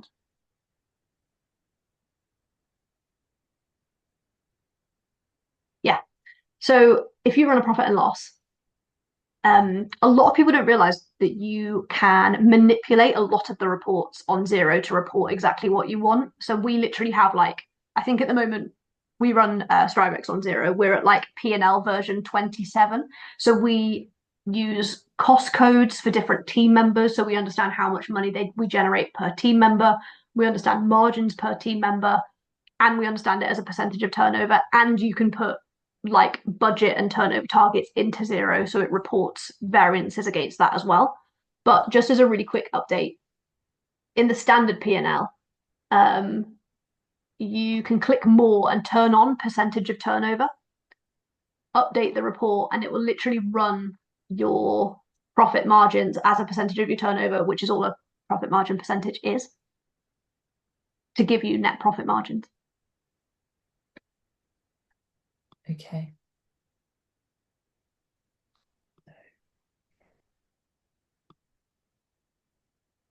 Oh, I'm hang on. I'm going to let you guys tappy tap whilst I check that my dog doesn't need the toilet. I will be back in one moment.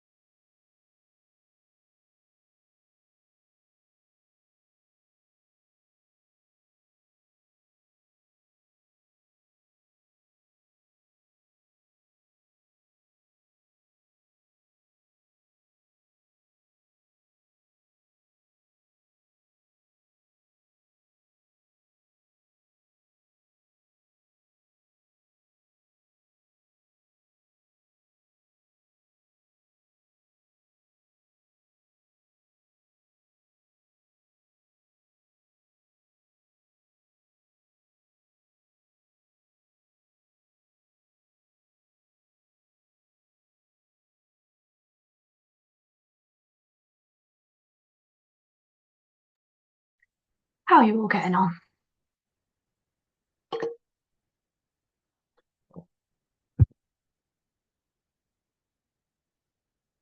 So I've kind of done this a bit differently. I've just been working on this funnel. But what I've done is I've basically worked out which is something I've never actually done before.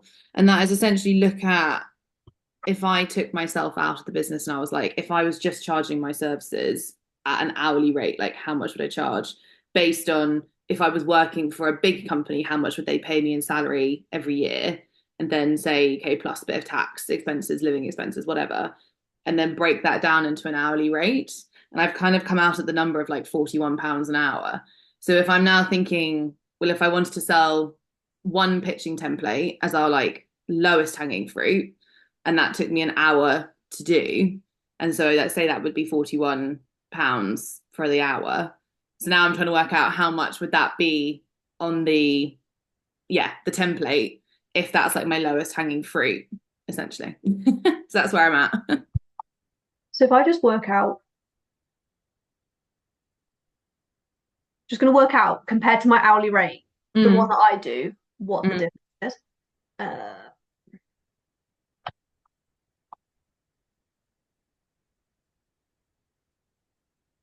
It's also shocking when you break it down into an hourly rate, how little it is. Like, if that makes sense. I'm like, how is that possible? I mean, PR is such a funny one, but like that is wild to me that like on a top earning salary in PR, that is basically how much you'd be earning as an hourly rate. Yeah, so I've made quite a lot of content on this before, but something that me and James do, as well as that quality of life audit, is in the business and in our personal lives, we set internal charge out rates. So that's not the charge out rate that we charge our clients, but it's an internal charge out rate that if we can outsource, recruit, or delegate something within our business for that amount or less, we do it. And that's where, if you take the amount of money that you think you're going to make in that year gross, that you're working in PR, I don't know what that is, 60, 70K? Yeah. 68 roughly.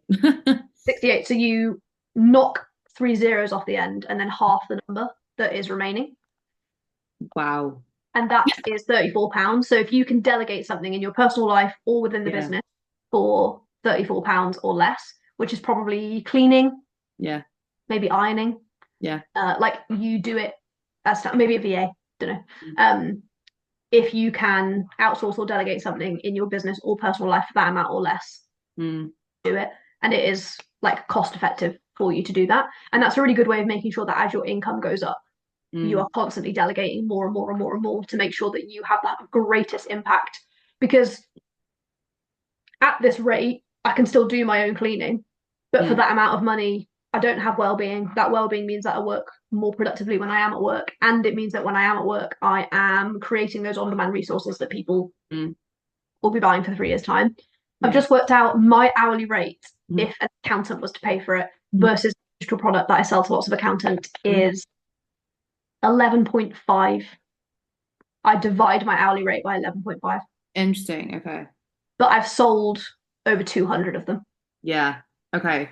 Interesting. And again, I would actually, and one of my tips there would be to pick a product that you already use within your, like, it probably took me 25 minutes to adjust the template that I actually use in the business to be able to sell it. And that's it. Interesting. Okay. I upload it to ChatGPT and be like, can you help me work out what I should call this or what, you know. Okay. Fascinating. Thank you. I don't feel like it's a science. I feel like passive, like digital downloads are very, very, very hard to price. Yeah. But I try and work out what you want the life cycle of that customer to look like in terms of I want them to buy this product and then move down the funnel, the total value of that across the total amount of time.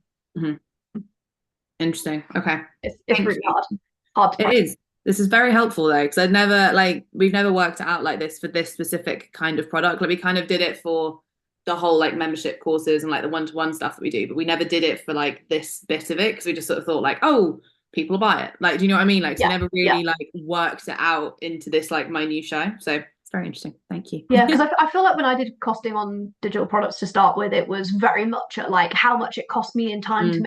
And I really struggled to sell because on demand is different. Like people who access this webinar on demand, like it is a diminished experience to being here live, getting your questions answered, being able to like work through it in real time. And so working out the diminishment of the experience, working out that there's a different customer type of people who come live versus watching it on demand, and Um, yeah, and because it's evergreen, you can almost let your customers benefit from the fact that you can sell it multiple times by lowering the price. Yeah. Yeah. Okay. Thank you. Sorry, I'll let someone else jump in. My pleasure. All right. So now we've broken down, I imagine you've done quite a few in the time that we've had. Now we've broken down each product into costs, materials, labor, and any overheads that you wanted to do as well. And then we've added on other costs that you'd like to include and make sure that you're covering at all costs. Then we can look at setting target margins. So if we focused on the cost, now we can look at, and if anyone has an industry that isn't on the list that they want me to do some company's house stalking, let me know and I can give you some margins. We can now look at working out a price. So now you've got your costs, then we can look at setting target margins. And then once we've looked at the target margins, then we can look at, well, that's great, but that's a generic market, or I know that my value proposition sits very differently. And so how much can I tweak my price by to make sure that that's reflective of the market? And so I will let you keep tapping, but just a little prompt to move on to desired markup and profit margins now, rather than just the cost. And I'm here to answer any questions, or if you want me to look up your specific industry on just average margins, please let me know.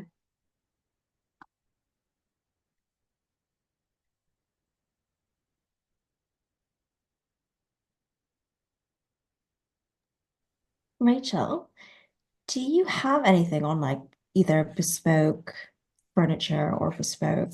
Because I know you have furniture there, but that I think it was like 40 to 50, I think it was.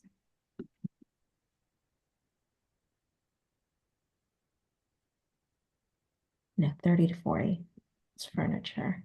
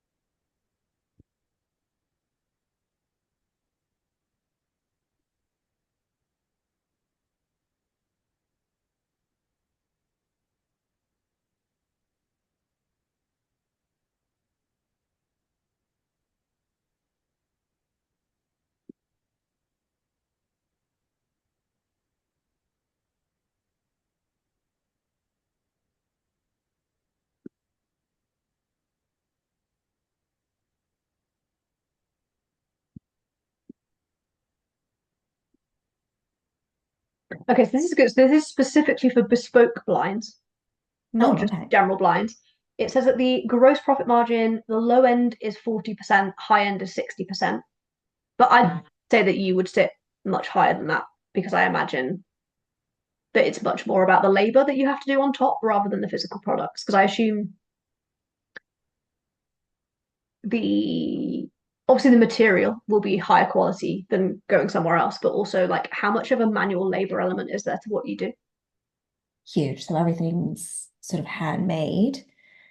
And then also there's like the additional service of I go out for a site visit, I sit and I talk to them. I curate the samples that the types of fabrics or the materials, and I send it to them or talk it over with them.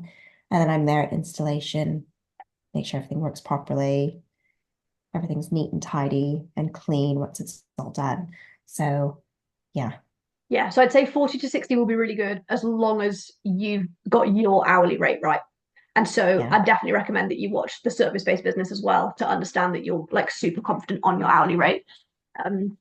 To make sure that like 40 to 60 gross profit is fine, but you need to make sure that hourly rate is good. And again, if you removed yourself from the business and it was someone else, is it a sustainable hourly rate that means that you could, you can grow and scale as well. So gross profit 40 to 60, net profit low end 5%, high end 15%. And again, Right, brilliant. that's, I'd say obviously you're at the high end, that's 15% while on top of having accounted for your time. Okay. And this is what I mean Brilliant. about the Thank you. hourly rate. So like obviously 5 to 15 is nothing, but 5 to 15 once you've accounted for your labor and making sure that as a high-end bespoke retailer have also been compensated for that as well. Because I feel like Okay. you would sit as like a hybrid between it's obviously a product that you're delivering, but it's a high-end Yeah. product with a bespoke service attached to it as well. Yeah. Okay, cool. Thank you so much. Cool. So now we've added in some margins. We then just need to work out, do we need to do any like active pricing recalibrations? So if you've put those margins in, but you know that actually when you do market segmentation or you analyze your competitors, where do you sit within them? And so I actually thought a really good thing to do would be to each pick one product and spend 5 minutes stalking your competitors online to work out the go-to price for a comparable product. So then we can have a conversation around how, like, I'd say pick two competitors for one product, and then we will come back in 5 minutes to have a chat around where you benchmark against them and how we can use that to do like active pricing to get a better idea of what your actual margins would and should be compared to theirs.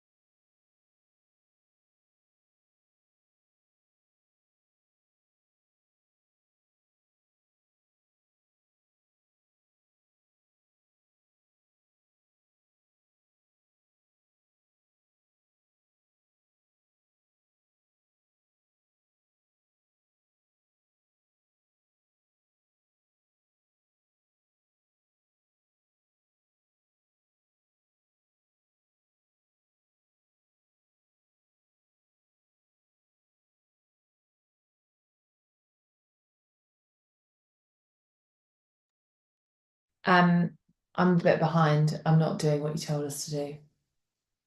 Talk to me. Is there somewhere in this product pricing template, for example, where I can put in what the product is currently priced at? Yeah, so the plan is to, if I just share my screen so I can show you. The plan is to, whoa. Sorry, bear with me. I lose my subtitles when I share my screen. So the plan is to, we've got the cost card to start with, and then the other guys at the moment are putting in a rough benchmark of what they think the markup's going to be based on their industry, which will give you this figure. I don't know if I can highlight it, which will give you this figure. They're currently going away and having a look at what their competitors are pricing at. And let's say that came back at like £20, but they know that they sit higher than that. We would then reverse engineer it. So then if you put in it, let's say that you decided that you should be selling Stanley Cups at £22 based on that, you would then look at, why is this not working? Oh, I think I'm in an offline version. Then we would like change the markup price to derive a stronger figure based on the market analysis. So we start with costs to start with. We put in a desired markup rate roughly based on our industry and roughly based on our margins. Then we do some competitor analysis.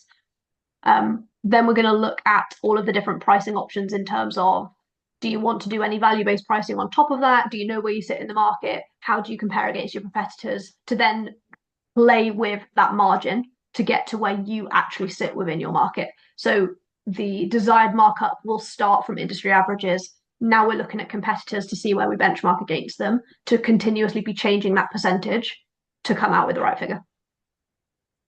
Okay, and on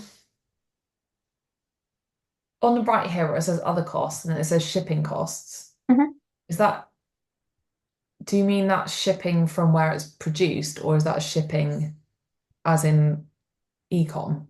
So all of the everything in here is formulated. So if you have specific costs that are specific to you that you want to add in, you can add them in. But also the cost of goods, blah blah blah blah. The cost of goods sold is the cost that it costs you to make the product. And then the other costs is how much it costs you to deliver, ship, and find the customers.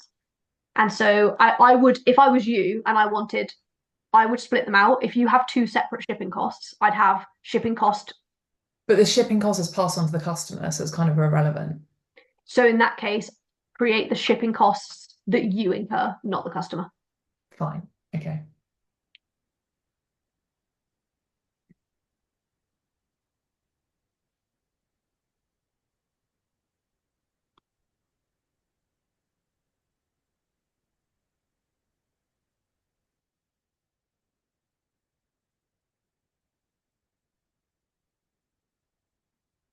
Alrighty, how are you guys comparing to your competitors? I'm quite interested because I feel like you are all quite bespoke in what you do. So I'm quite interested if anyone wants to volunteer.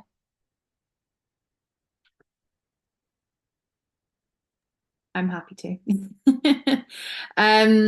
So there's a company called PR Dispatch, which does a sort of similar thing to us, but it's more product-based businesses than it is like service-based businesses, which we tend to kind of gear towards. But what they have is basically two different monthly membership options. And like, so their lowest hanging fruit is £90 a month. And then they have like £150 a month, which is below what we would charge on a monthly rate. But our service is much more like intricate. There's a lot more sort of like hand holding along the way. But yeah, I think it's quite interesting to see where we are placed with other people. And I hadn't done that before in like minutiae. Where do you sit within them? If So there's two prices. So we would be, so for our yearly subscription, if you break that down into a monthly subscription, it'd be £166 a month. So their like highest is 150. So we are £16 more expensive, essentially. Yeah. So yeah, we are that little bit more expensive, but then we have got the lower hanging fruit of the pitching templates, which is like a one-off buying option. So yeah, we are a little bit more, but then we have we obviously give access to journalists, which they don't do, and we have other support networks and stuff that they don't have, and other resources. And where do you mentioned annual? Do you only, is annual the only option? At the moment, yes, we only do it for the like the CPPS and the membership as a bundle. That is on a yearly subscription, just because the way that when we set up the website, the easiest option, basically we couldn't do it in 12 monthly installments. Yeah. The lowest we could do was, I think, 6 months. So we just thought it's better to have it as a yearly thing. It makes it easier for accounting purposes and everything else, rather than having it on like a monthly rolling thing. So yeah, that's basically why we decided to do it on a yearly subscription. Interesting. One of the Ashleys, I'm going to pick on you because Lucy looks quite busy. Yeah, happy to go. So there's a few or a couple of providers that have sort of like a price guide just to give people an idea of like what it might cost for curtains and blinds. And yeah, they're at about the 50 to 60% profit margin, which is, when I look at mine, I'm probably more at the minute at around the 40 to 50. And so that does give me a bit of scope to sort of put up a bit. And also, I guess, in like sort of presenting my services, basically being like, okay, this is the guide price for this, but it includes not just the making, but also includes X, Y, Z. And I think if I sort of position myself more as, look, I take this all off of your plate, you don't have to worry about it, I come and I do everything, then I can kind of, I guess, justify in a sense that price point. But yeah, actually I'm not hugely off, which is nice to know. Yeah. I felt that was a champagne outcome, was you're not too far off, and actually it's increasing your hourly rate. Yeah, exactly. Margin. Ashley version 2. Hello. Yes. So just to confirm, on the price guide bit, the price calculation bit, that is what you should be selling at, or like around about what you should be selling at? Yeah, so that calculation is going to take all of your costs. You can tell it Yep. what the industry minimum is. Then having a look at your competitors will work out if actually you could be increasing it or decreasing it, and where you currently sit. So what have you learned from stalking your competitors? So so the two that I picked, I'm in the middle. And in terms of your value proposition, not price, where do you think you sit in comparison to your competitors? Probably not in the middle. Sorry, what do you mean by value proposition? So in terms of what you offer as a service, Yeah. like start to finish service, not just the product. The two competitors that you benchmark against, Right. where would you order yourself between them? Would it be in the middle if the price is in the middle, or would you actually say that your service is quite different to theirs? To be savage, I'd say that the more expensive one is probably the worst one. Yeah. Then the cheaper one is in the middle. Then, because I know how the cheaper one's done, I'd put mine higher. Higher than that. Yeah. And so it's also really interesting when you're benchmarking against, and this is why I wanted to bring in cost, margins, and competitors to understand, like you said, again, sometimes it's, I don't know, reputation, good marketing, or SEO, that means that the more expensive one gets the higher traffic or whatever it is at a lower product, to help you understand the difference between all three of those, as well as understanding your value. Because actually sometimes, especially with product-based businesses, what comes out in these conversations is, if it was someone like Ashley Groom, for example, it could be that actually it's just the way that you're talking to clients about the service in that bespoke nature, to really make sure that it's a difference on price, but it's also a real strong difference in terms of value. And if you're not correctly communicating the value and the reason that someone would choose to spend money with you versus someone else, like actually very often it's not the price that's the problem. It's the whole, we sit here and you should spend money with us because we sit here, and because like this is what it means. Because I'd say with both of you, there's a reason that someone would choose to shop with you, Ash, over getting Canva or Vistaprint to print. Like there's a real strong reason that people would choose to do that. And so much more around that as well. Lucy, how's it going?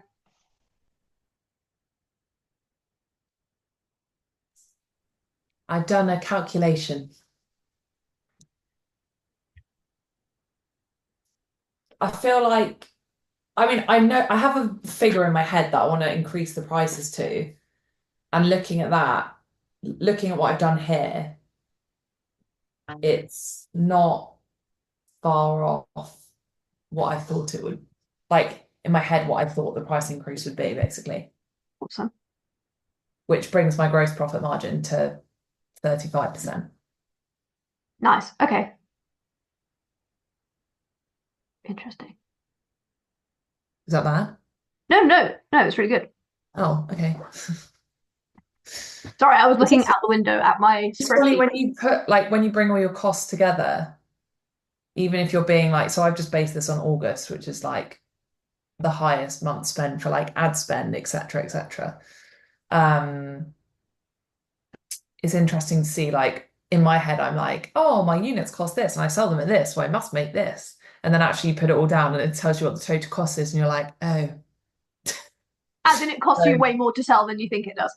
yeah. So, but yes, my thoughts I mean, I'd already made the decision before I came on this call, but it's just good to know that what I had in my head is relative to, And that there's justifiable maths between the decisions that your stomach's already made.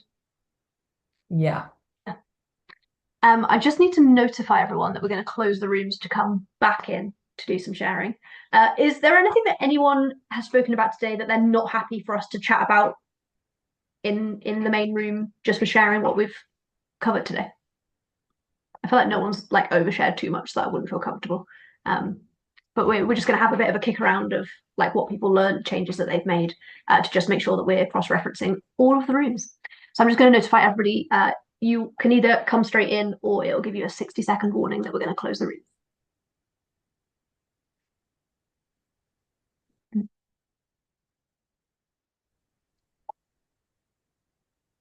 Hello. Just checking Hey, everyone is everyone here. made it back. Okay, Katie did tell us to click the leave button. We weren't sure if that was leave everything or just leave the breakout room. All right. People are just trickling back in. So, Rach, we did about 20 minutes of strategy plan at the end, but because we covered so much, I don't know if people really have a whole strategy they want to talk about. I mean, I spoke to Hannah, but I spoke to Bianca a little bit, and a couple of others, but not sure picking on them is going to be a great idea.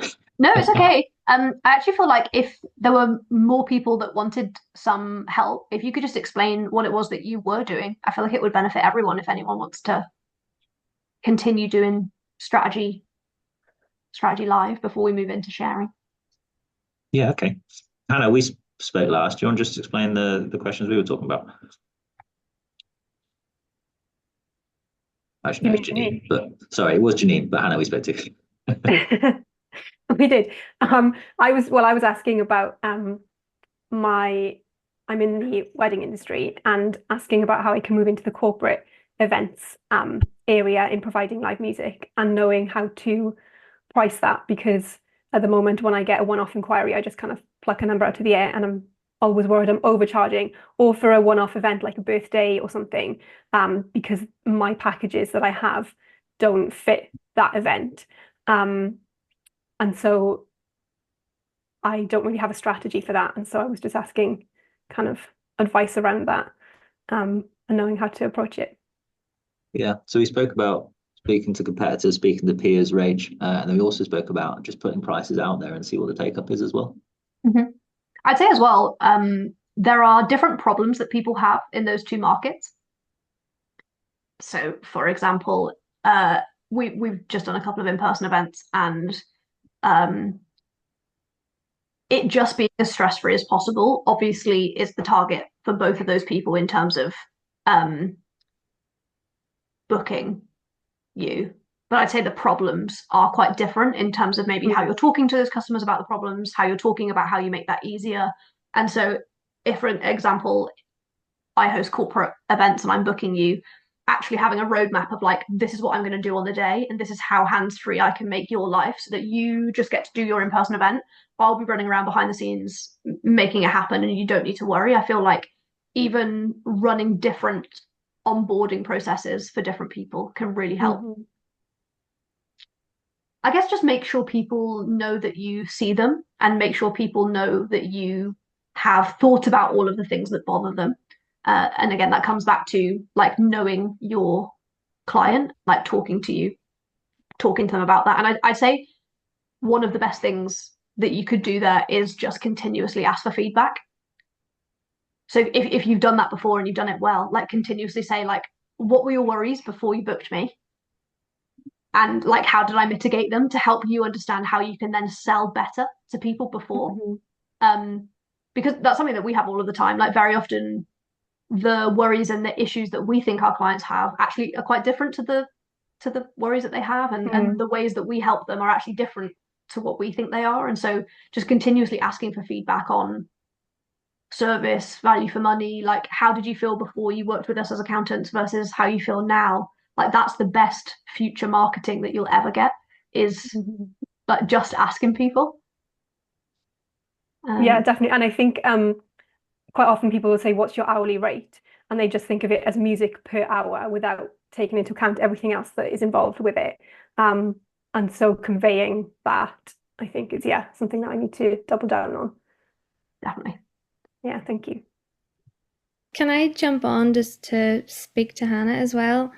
Just because I'm a musician as well, working in the wedding industry, that if you haven't already, there's the Musicians Union, and they have a really clear breakdown of what they recommend as minimum prices, and it covers everything from the basic like hourly rate, depending on how many people are in the audience, rehearsal fees, travel fees, and all that, and like even porterage of instruments and stuff. And it's a really helpful, at least starting place, if nothing else. Yes, thank you. I am in the Musicians Union, but I hadn't thought to go back to that and revise it again and look at it again. So yeah, thanks for that. Yeah, I just find it a helpful starting place. And if anyone bites back about pricing, that at least you have somewhere to direct them to. Yeah, sure. Yeah, so I don't know if that's helpful. Yeah, thank you. Yeah, I think as well, like when you, especially in service-based businesses, generally like people don't understand how your business works or how any business works. And so really laying out like how we do it in our proposals. We explain how we book work in, turnaround times, like you can't Amazon Prime next day delivery a tax return. Like the reason that you choose to work with us is because it's a real person doing it, not a computer. And so we just explain our business model to manage expectations and set the tone. I'd say music and musicians is something that people think, if they ask for an hourly rate and you give an hourly rate, like they'll just multiply that by 3 hours because they just want something from 7 till 10, not realizing that you would come, you would like bespoke the music to exactly what they want. You'd understand the vibe, like you'd ask them for a vision board of their event so that you can bespoke the music to the situation. You need to rehearse. And so even just over explaining the way that your business model works, so that if you are, you sit more in the bespoke niche end of the market, you're actually just working with people that want service delivered at that level as well. Amazing. Is there anyone else that you, James? Sorry, can I ask you a question just on a separate note about I teach music as well, and so I'm teaching sort of one-to-one students, and I have sort of a pricing structure for that, but I'm looking into doing more group things. I've done a few group things in the past, and I try to work out based on if I have to hire a venue or something, if there's like chaperones or whatever, and like I need a certain amount of students to actually run the group, and then I sort of divide the price by how many students there are, which is probably not the best way to do it, because then that's like just how much I need to break even, never mind paying myself. Just wondering if there's a better way to approach a group setting of how do you charge something, because you might have 5 students or you might have 15 students. How would you price that?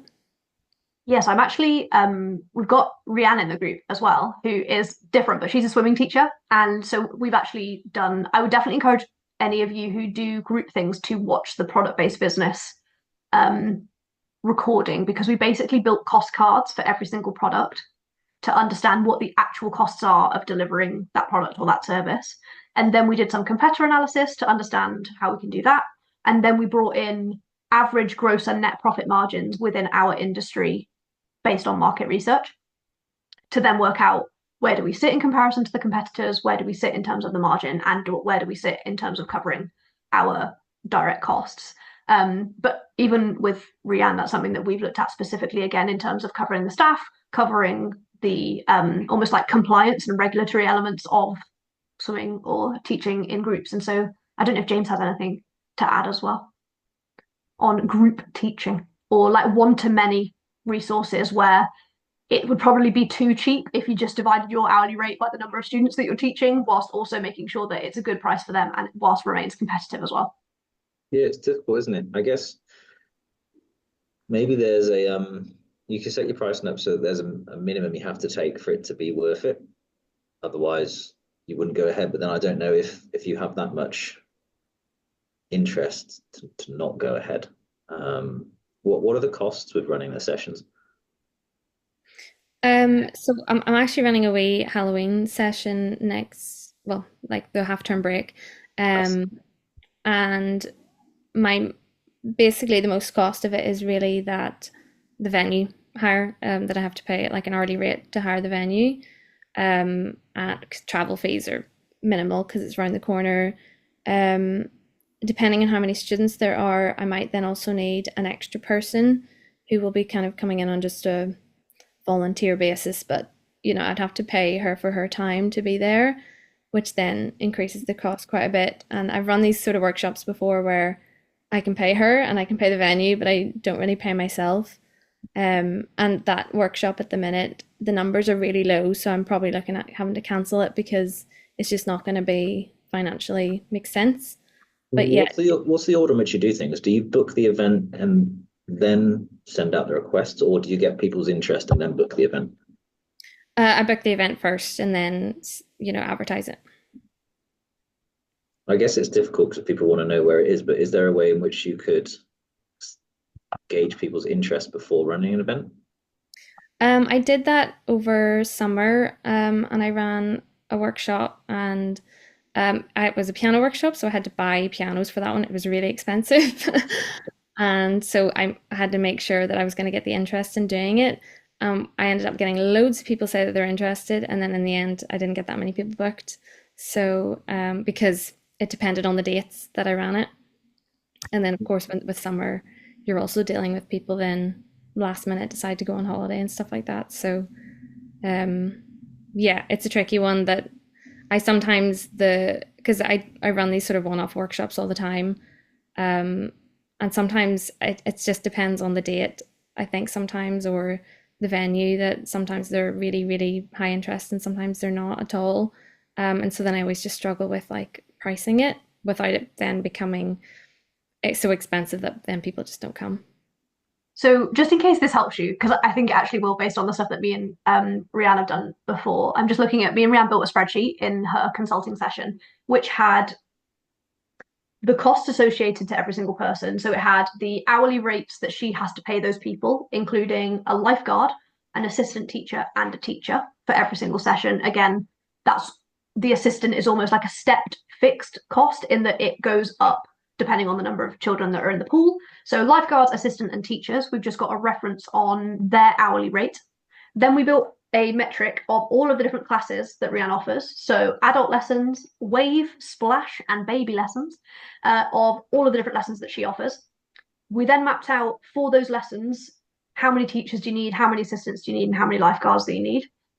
And then one of the biggest things that we realized that Rianne wasn't accounting for was when she was pricing, she was assuming 100% capacity of every single class would be filled, which meant that if someone dropped out or if it wasn't at full demand, she immediately was not making profit. And so something that I'd really encourage you to do, if you have any data on this, is to look at your average capacity in lessons. So in another life, I used to work in the care industry. And so we used to run all of our financial assumptions based on average capacity because every room is not filled in a nursing home at all times. We ran always on average capacity. If we were high, we were winning. If we were a little bit low, we were still making financial decisions based on average capacity. And so let's say, for example, you had a 80% capacity of every class was filled, either due to sickness or someone's on holiday or not turned up. You build your pricing based on just below your average capacity. And so if you are full, you're great. But even if you're running at your average capacity, you know that you're still making a profit. So I'd encourage you to almost make a cost card based on just below your average capacity for every single class, whilst knowing that you should probably be reviewing your deposits and payment and cancellation policy so that if someone has booked a class, they still pay for it. Whilst also looking at average capacity, because if it is in a group setting like that and there is a capacity, very often average capacity, it's very easy to assume full capacity at every single lesson, but that's the thing that will really screw your profit. Skew your profit, not screw. It will also screw your profit.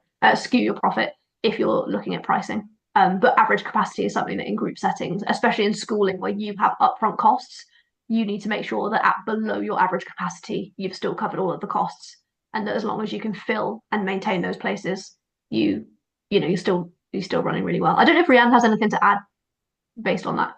Yeah, the one thing I will say is that I kind of do, and a lot of it is explaining to customers. They're like, you're paying for the space. I don't care if you don't come. I mean, I do, because you're not going to keep coming, because you're going to be like, they're not making progress. I'm like, I can't teach you if you're not you. But generally that it's like, yeah, if you don't show up, I totally get that for you, it's costing you like £8 odd. But if you don't show up, I've still got to pay my lifeguard. I've still got to pay for the pool. I've still got to pay me-ish.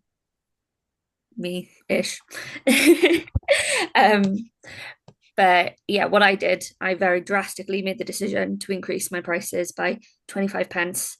And it hurt me.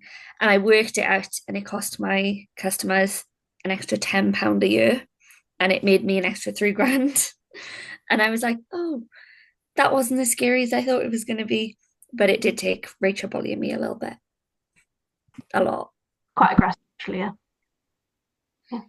I'm just wondering if there's anything that we ran through. Does anyone from the product-based business have anything to add or share? Or if you were a service-based business, would you take it in? Just before I start picking on people. I guess Lucy, I'd love to hear from Lucy. Lucy was the person that inspired today's session. Yeah, do you know what I meant to ask you? I've totally forgotten to do. Where does VAT come into this? Oh, great news. So when we're building cost cards or when we're looking at pricing, we would encourage you to build everything based on true cost. So do everything as net. So without that? Yeah. So sales price should be without the VAT. Cost price should be without the VAT. Okay. Quite small on my screen. I can't work out what face you just pulled. It's a face of horror, actually. Okay. That's the face I was pulling. Did you do one with and one without, or?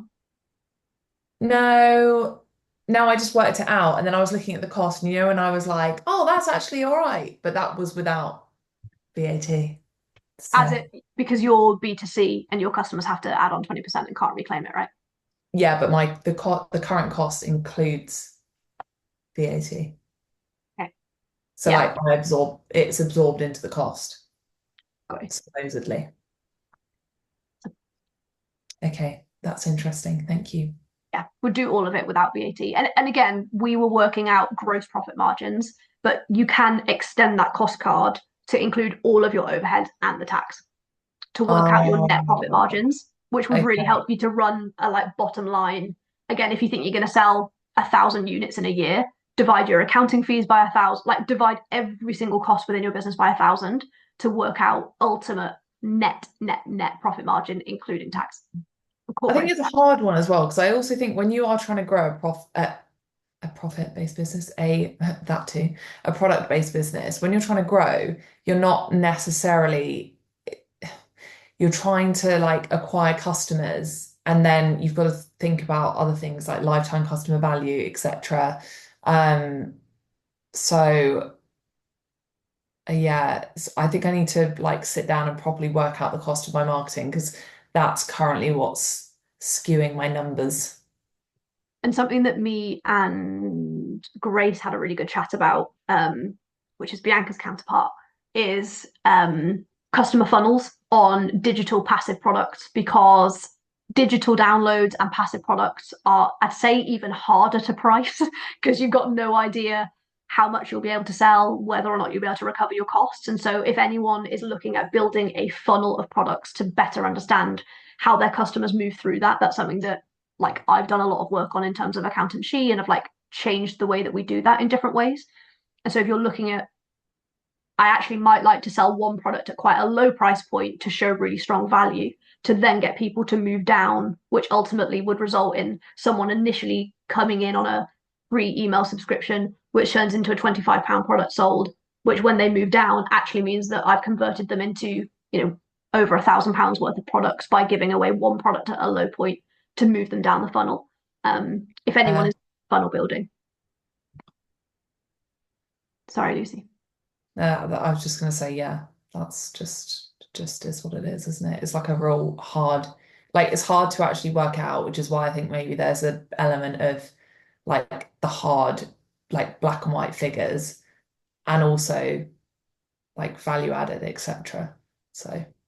And so within the product-based business room, we started with a cost card of understanding the full, like the direct cost associated with selling a product. Then we looked at profit margins. Then we looked at what our competitors were doing. So we each went away and found 2 competitors and looked at where we sit in terms of price and where we sit in terms of value, so that every product-based business has a cost card for every single product. And that's where, if you're at quite a high value and high price point, you might be sitting quite far away from cost. But if you do run things like special offers or you bundle things, you can use those to make sure that you're never sort of over discounting your products, especially as we build up to the C word, the other C word, not chilies, within the product-based business land. So we have some final questions for you. I'd love for you all to use the chat or bring yourselves off mute if you are up for it. I'm just going to share my screen. So the first question is, what pricing challenges do you still have after today? Obviously, knowing that lots of people, I imagine, will watch this on demand 3 times or watch both sessions back and do a quality of life audit. With all of that included, I'd love you to use the chat or take yourself off mute to let us know what pricing challenges you still face. Again, we use a lot of this data to work out how we can best serve you, how we can best solve your problems, but also just really, really useful in case we ever run these again. It'll be really helpful for us to understand what problems you think you still have based on the content that we've covered today.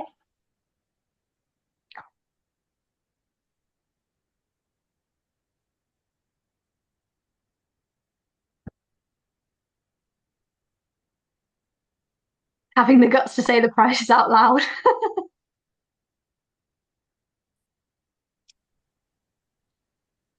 Quantifying the intangible value. I think the challenge now is knowing how much work we've got to do and actually thinking about pricing properly. Yeah. Awareness. That's the challenge.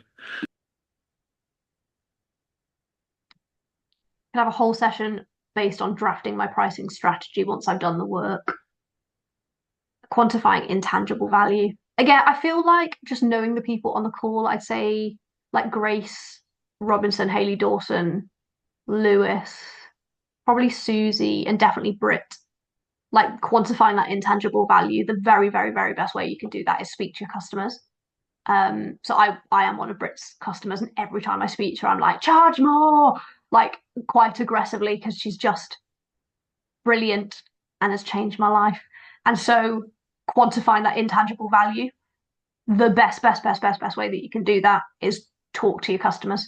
If you have a lot of customers, I know Lewis sort of runs a platform and has lots of customers. Whether or not you can incentivize people to give you feedback, or you could hold mini groups. Any book recommendations on pricing? James Harris. Oh, I feel like you're not a big reader, James Harris. No. Is Selling to Serve about pricing? Or is that about selling? About selling, yeah. Yeah, so I feel like maybe we could do a follow-up session on selling after we've done pricing. I did talk about that a lot, actually, in advertising, how one impacts the other. Right. It's a good idea. Katie. So I'm an accountant as well, and I've had my practice for, I don't know, 20-ish years. And I've just taken on my first employee. So the clients I find difficult, I've had them years and they sort of become friends as well, don't where we are friends. But like for instance, a lot of them are like huge construction industry companies where their materials and everything went sky high at one point. They've got their like they're contracted into what they're selling to their clients. So they're contracted into that price, but even though the materials have gone sky high. So, and then in comes the VAT reverse charge, which creates me a huge amount of extra work for them.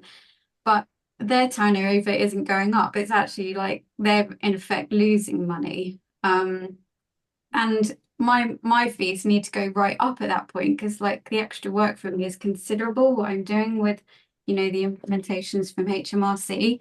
And I don't know. And I often feel like a concierge accountant where I'm just on call all the time to them. They'll give my number out to employees and things as well. I'll get WhatsApps at 10, 11 o'clock at night. Can you just? And I end up never charging for all of this extra work. And I was terrible as well. And it's been really great. Thank you, James, for all the insight and the tips. It's been brilliant. I'm definitely going to do some secret shopping around because I speak to other accountants. I have lots of colleagues and I sit at Lovell Blake. So I knew the pricing structure there, but I was terrible for not inflation. And then speaking to my colleagues now, I'm like, what are you charging? They're like, I don't know. I was going to ask you, what are you charging? And we are all just kind of finger in the air and it's terrible. But yeah, I find it difficult because there's a lot I call my bread and butter accountants. I've got around that money and there'll be big amounts of income for me. And now taking on my first employee, which was scary. So yeah, how do I broach that with them? And all these when I'm getting these random can you just with these threats from employees Have you and spoken to them things. at all? Have you said anything so Yeah, far? I do speak to them, but I'm quite nervous about I do find that a difficult subject with them. And I shouldn't, should I? Like, they're in it for business and to make money, and so am I. But yeah, I do find that a difficult Is conversation. is it lots of them, or is there one specific one that's a big portion of your fees? Yeah, I've got probably 4 that are quite huge amounts of my revenue, and they're mainly construction industry. And also there's ones that are management companies and they own considerable amounts of property as well. So they feel like they're hard up at the moment because the interest rates on their mortgages have gone sky high, but they're still taking on loads of extra management properties as I have a load of extra work there to do. And I guess I have to be more assertive about it and say to him, come on, we've taken on all these extra customers Yeah, with the I management feel like with the construction companies, it's not like they're not going to pay his extra material fees, or with the management company, they're not going to pay the extra interest. So why should they not pay your extra fees? Yeah. Oh, sorry, Katie, I just muted you just because James's voice was echoing. Sorry. You can take yourself off mute if James isn't speaking. I'm just figuring it out. Yeah, I guess it's just having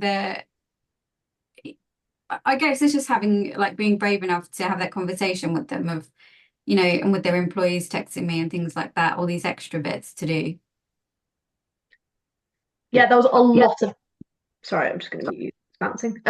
There was a lot of demand in the chat when I said about selling post pricing. So just to set the scene as well. So after this session, you're going to get recordings to both of the sessions, as well as a full workflow of work to complete. So how can you make sure that you're top and tailing this? How can you make sure that you're not just coming to the session and then leaving it there, with a full process of like follow-up questions to ask yourself and work to follow through with both of the recordings on there as well. There was a lot of demand for selling. And again, selling is something that pricing is only one element of it. Like, how do we actually sell? And so I feel like, yeah, we could almost do like a live example of how to sell, how to talk to clients about pricing. We price quite transparently. So on like prospect calls, we'll have like the pricing matrix on one screen and the proposal, and we'll literally go through it live on the call and sort of ask for objections. That's quite hard to do. That's a muscle that you have to build, and it can take time to do it. But I firmly believe, and me and James are quite strong like oversharers when it comes to business, because a lot of people don't share this stuff. I feel like actually just seeing somebody else do that is a really, really great way to do that. So we could even just do like a live prospect call to help people understand what that looks like before we then get into like selling, handling objections, converting, and how we do pricing as well. Can I just, sorry, quickly, just for Katie's benefit, well, maybe others too. This last year, we started getting clients to agree to the matrix and not their fee. So if you've got clients that are growing, by getting prospects to agree to a matrix of growth, they've already agreed this change before it happens. So I know there's a particularly up this situation, but in the future, if you take on clients, it'll just, where there is scope creep, they've already agreed to it. And that made a huge difference for us as well. Definitely. One more follow-up question, which is, what changes are you going to make to your pricing? Just to help encourage other people, I think it's really easy to feel a bit alone in pricing. So if anyone's willing to share a big change that they're going to make, would love to have that in the chat.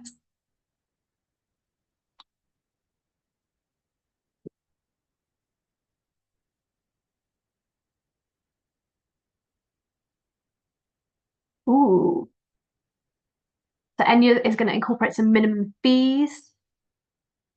Susie's going to stop charging mates rates to everyone. Grace is going to increase her hours, and I imagine keep the price the same, so increase her margins. Change up the accessible price point of our products. Expectation of annual increases. Yeah. Secret shopping.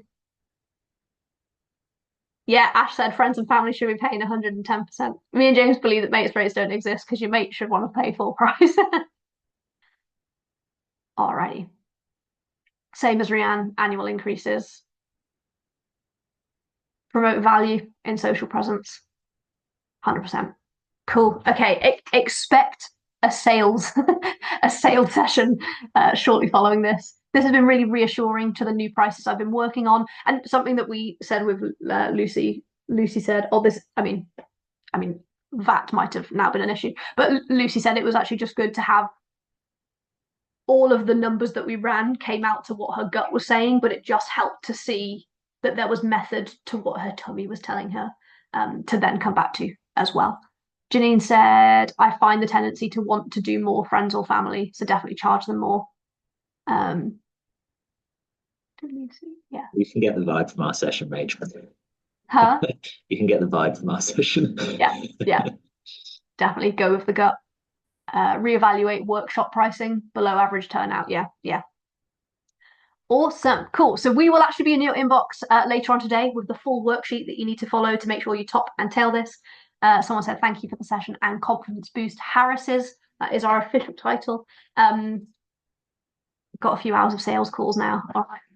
Amazing. Alrighty, cool. So we will be in your inbox later on this afternoon with full recordings of both sessions. You can watch them on demand with a worksheet that you just need to follow through. And yeah, I would say expect a sales session very soon.